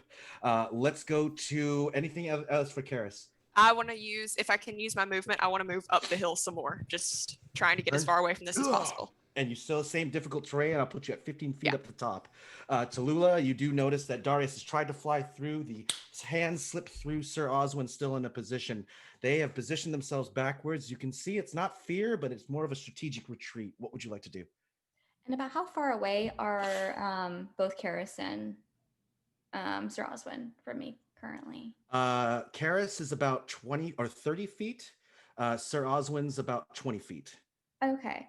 So for her action, she's actually going to start moving back some. So she's going to take her 30 feet of movement and start going backwards if she can. And while she's taking her amulet in her hand, It starts glowing, and she extends her hand forward. This energy coalesces and surrounds Sir Oswin. She's using her channel divinity once more to channel Path to the Grave. So he'll have vulnerability to all damage at the next attack against him. Is there any saves he has to do, or is it just automatically effects? That's my channel divinity ability. All right. So Oswin, anything else for you, Tallulah? Nope, that's it. I'm just running away. The same concept as they put their hands up, and you see what looks like these skeletons break, and shards of bone begin to splinter around and start to circle everybody in the battlefield. Let's go to Oswin. Oswin, knowing this, that same part that vulnerably hit Keres is now kind of bathing you. What would you like to do? I think Oswin froze. No. Did he freeze? Or did I freeze? I think he's frozen. Okay, he's frozen. Let's go to... Oh, there he is. Oh, yep. Sir Oswin, you're back. Am I back from the dead? Yes. Your actions are yours. What would you like to do? Excellent. So I would like to perform Lay on Hands, first of all, to regain some health. And I will be regaining 6 points of health. Thank you very much. All right, perfect. And Sir Oswin, how far away is Darius? So Darius, are you flying at this point? Yes. Yes. Okay. So how high is Darius and like? Typically, if he was going to go full movement, it would be about 60 feet. And I would say because about halfway through the movement that he realized that Keres is not in his hands. So Darius, you get to pick from about 0 to 30. It's completely up to you, but 30 feet would be your max. How far in the air would you be? Only about 15. Okay, so 15 feet, Sir Oswin, 15 feet away from you. If you think of this from like a right angle or like a right triangle, you have about 15 feet up in the air and about 20 feet away from you. From at least, yep. So Sir Oswin not only has these 2 long swords, but behind him on his back, he bestows 5 ancient javelins. He will take out one of those javelins and look up and aim for Darius. 20. 20 misses. Nope. Misses. I can never win with you, Darius. I can never win. And yeah, I guess Sir Oswin is done for his turn. The javelins merely miss. Darius, same thing. You notice that as that position you're flying through, you don't have Keres in your hand, but those javelins coming through, still at a quick pace. You have Sir Oswin about 20 feet away from you. You have Tallulah right to the side. You guys are approximately at the same distance. What would you guys like to do? Or Darius, at least. What would you like to do? How far away is... From centered on me, is Keres and Oswin within 30 feet of me? Yes. Yes. Yes. Okay. So, I would like to kind of spin in the air with my wings and be like, please, don't mind me.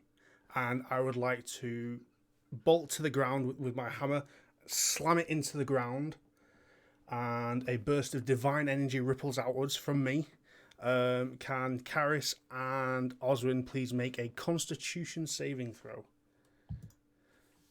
as I create a destructive wave? 13. Fail. It's an 18, but I think I have something for that. 18 will save. Okay, never mind then. So you only take half damage, and you are not knocked prone. Oswin is knocked prone and takes full damage. So it's 5d6 thunder damage and then 5d6 radiant. So that's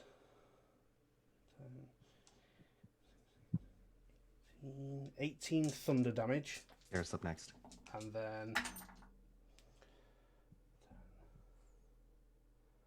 And then 19 radiant damage.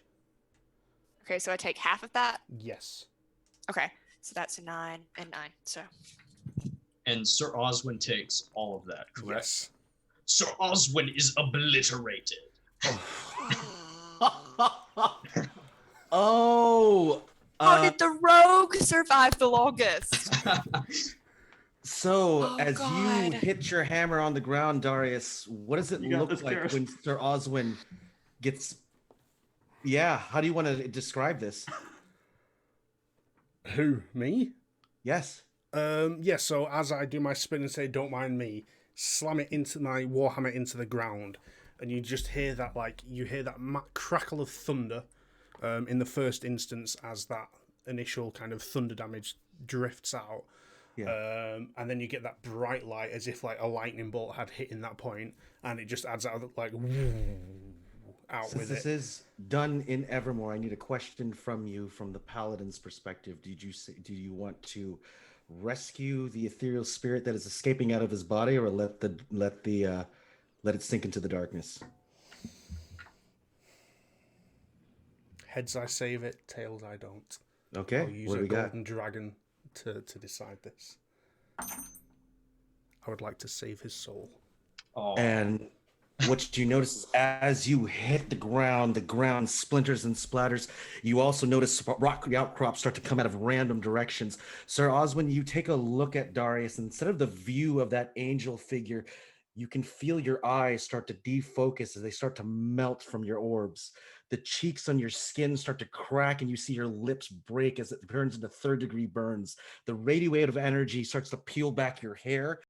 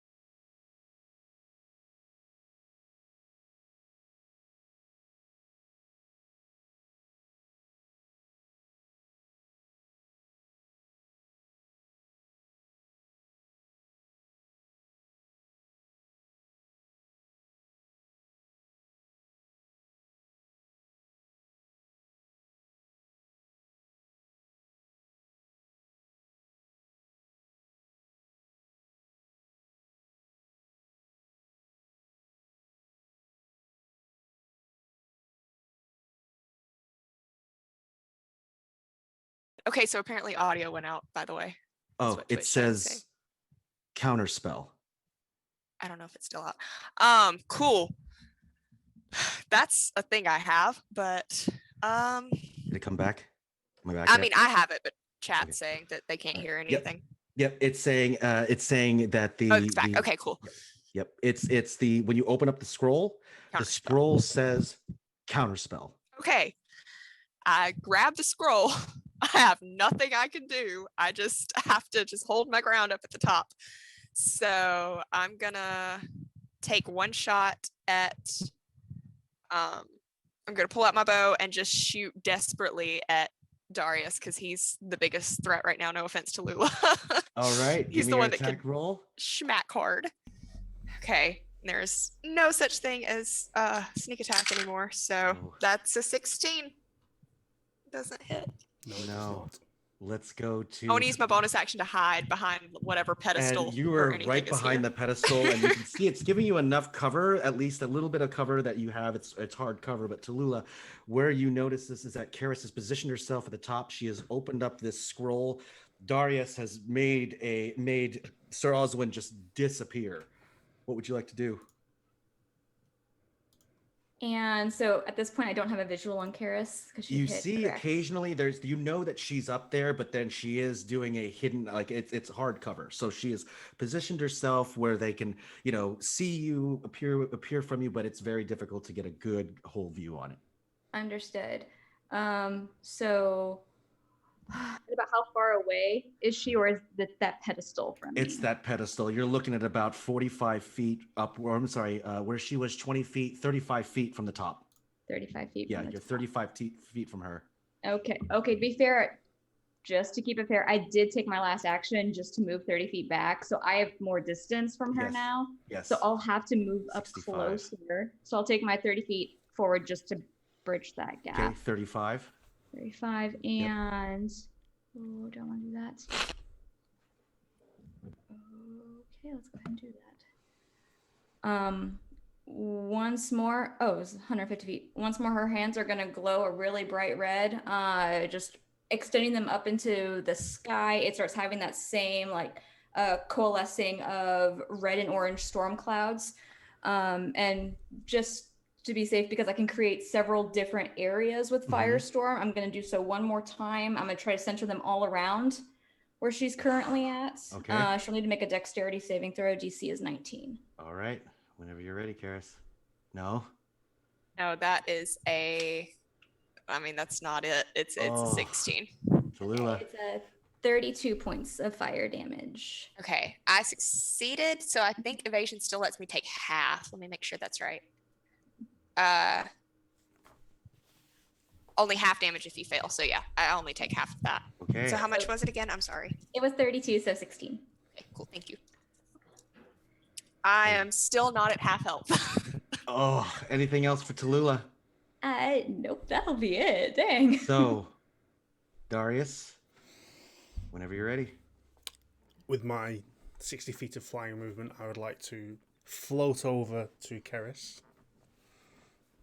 I would like to kind of stand over her and kind of just, with my hammer in one hand, my shield in the other, I'll just be like, I'll drop the shield to the ground and I'll just look at her and go, I will make it quick. And I'll raise my hammer in the air and slam it down on her head. Right. Twice. Just want to put that out there. Oh. First attack is an 11. I don't believe that hits. Not using that Still dice again. ethereal, so everything still has disadvantage. Disadvantage. Oh, well, it was a natural one anyway. Plus. Okay, cool. So second attack. 22. With disadvantage. Yeah. Okay. Using I mean, I'm gonna. using my last 4th level spell slot, I'll cast Divine Smite at 4th level as my bonus. I'm sorry. I'm still gonna try to hang on as long as I Hey, can. you do you. I'm gonna uncanny dodge it. It's half, but we'll see what we get. Yeah, I mean, best I can do. Not the best roll, I will be honest.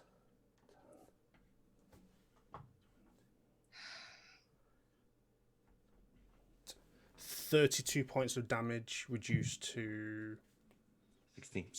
16. Okay. I'm in the double digits. All right. Anything else? Gotta do math. Darius. That's me. I'm just going to kind of float that over you. And you are 5 feet from Keres. Keres, after taking this hit, it significantly weakened you, but not necessarily put you out of the fight. You have a number of the announcers, and what you see is as you are looking around you, they seem to be teleporting you guys back where the audience is starting to come into view. You see some of them look at you, and there's people cheering your name on, almost like, come on, I know she can do it. Let's do this. Come on, everybody. Please, God. Whenever you're ready, what would you like to do? I mean, okay, so are we all still in melee range, or do I have bow range on him now? You are Shit. in melee range with Darius. Tallulah Okay. is the only one that, and keep this in mind, Tallulah did cast that spell for, She cast that did, spell for but her. I'm terrified of her, but I'm dealing with her a different way. Whenever you're ready. Okay, I'm just gonna stab it, Darius, because I don't. My AC is reduced.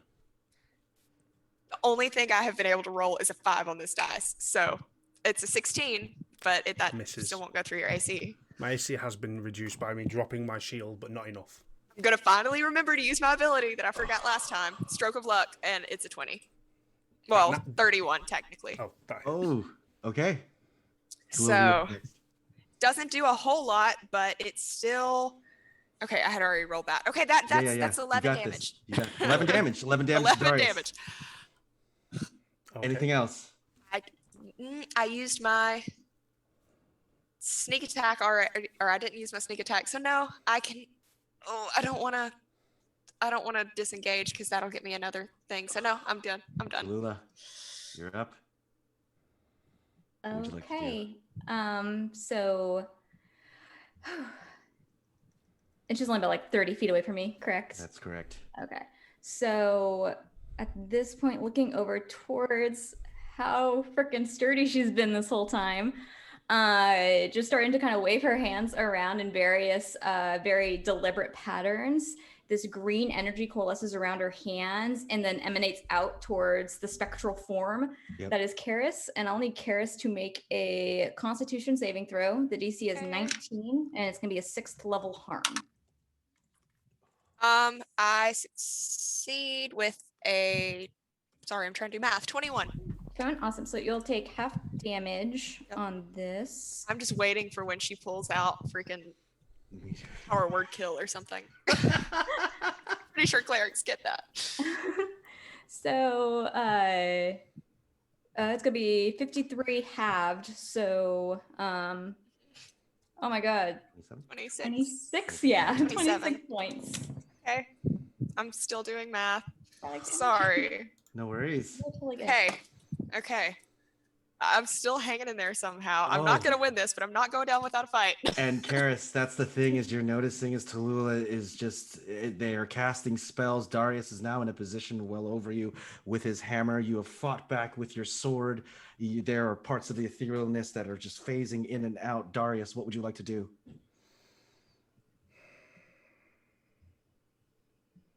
I have a couple options, but I'm gonna go for some heavy hits. I'm going to again call forth some of my angelic power, and I'm going to slam my warhammer into the ground again, doing another destructive wave. So can you please make me a Constitution saving throw, Keres? Okay. I do have I did look through my token of the departed since I have my soul trinket. I do have advantage on those just in case. Yeah. So that is that's a 20, effective 20. That's a save, so it's half damage. Okay. Oh. Where's all my dice? So it's 5 thunder, which is 12. Ray just can't take it anymore. He's just got to go. So it's 25 thunder damage, half. Okay. And then 17 radiant damage, halved. Okay. So that's trying to do math in my head. So it's 20. Okay, I'm still hanging on. Okay. Anything else? That was my action. Keres. I'm desperate. Is there anything else that's around? And you're looking to the right and to the left of you occasionally between the hammer hits every 6 seconds and the magic that's going around you. You can see what looks like the people staring, trying to cheer your name. Occasionally the rumbles in the audience hears, Keres. But there's nothing but a hill and grass and these two unrelenting. Yeah. What would you like to do, Keres? Okay, I was just making sure there wasn't another magic object. At this point, I'm still just swinging with my sword, like barely standing up, just and they are swinging all as best just I can. trying to cheer you on. You can see somebody with the same Keres costume. They're trying to give you the energy to survive this. It's a 23 with 11 damage. Hits. Sorry, he's taking 11. 11 damage. I'll take that. Anything else? I'm gonna, you know what? I'm gonna just still try to get distance. I know it's gonna kill me, but at this point, I'm just gonna try it. So if you break away, Darius gets a free attack of opportunity. Yes, still with disadvantage though. Yep, that's correct. 21 to hit. Yeah. I mean, it's gonna happen either way. 9 points of bludgeoning damage. Okay. Still in the double digits. We still hanging on. Anything else? I'm just getting back as far as I can. It's And not going to do anything, but she's Tallulah, panicking. So from the distance, you see Keres make her way again, about 65 feet away from your location. What would you like to do? Okay. So Tallulah's hand that she was grasping her amulet in is gonna open up, and now this white light starts coalescing around it. And as she extends her hand forward, she's going to use her 9th level spell slot to cast Guiding Bolt. shit. And that is, ooh, I was gonna hit a 17. That just hits. That's my AC. Okay, so it's gonna be, Wait, with disadvantage. oh, that is true. Oh, please, God. This one's higher. So, Oh. so Guiding Bolt at 9th level is 12d6 radiant damage. Okay. And it's going to be 54 points of radiant damage. I'm down. And Tallulah, because you Oh. are from the grave, the question I give to you is, how does this spell work, and what do we see as the last? Go ahead and describe it. Well, as the Guiding Bolt is like very slowly moving towards Keres, it's almost like these small juts out like every second, and there's like little skeletal figures surrounding her body as it strikes, and just kind of moves around as the symbol of Kelmvor appears above her head. And just for flavor, I'm going to utilize the Grave Domain ability of Keeper of Souls as I summon her soul to myself and absorb it. And there is a part of this where, Darius, you see Tallulah, and after taking many a target, won many a combat, you have been always given the choice of save or send. Tallulah does not give that same choice, and what you see is Keres turn this and just go right into Tallulah. There is a part of this where you can see her hand jutting out of a rib cage, trying to fight whatever pocket void that she's going into. It sinks, closes. You hear the light just go. Then just Tallulah just smile. And around you, the roar of the crowd. Each of them with the same cheers. You see all of them going, a winner has been decided. Oh my. And you see all of them just start clapping their hands. The winners are teleported to the middle of the plains. You see Tulak, Tallulah, and Darius. Hey guys. Hello, where's See your pet fight went gone? well? I'm sorry, what was that? Where's your pet gone? Okay. Don't you ever call him a pet. He was instrumental in that fucking fight out there. I only ask a question. He sacrificed himself to the void. Oh. So, but it worked in our favor. And what you hear is the roar of the crowd. A gentleman walks up to you, and since you are the winners of today's Battle Royale, they walk up. You see one gentleman walk up to you, Tulak, one gentleman walk up to you, Darius, and one very large, I would say, box is pushed in position next to Tallulah.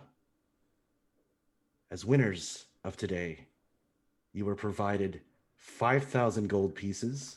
You were provided 6 gems that are the gold value of about 2,000 apiece.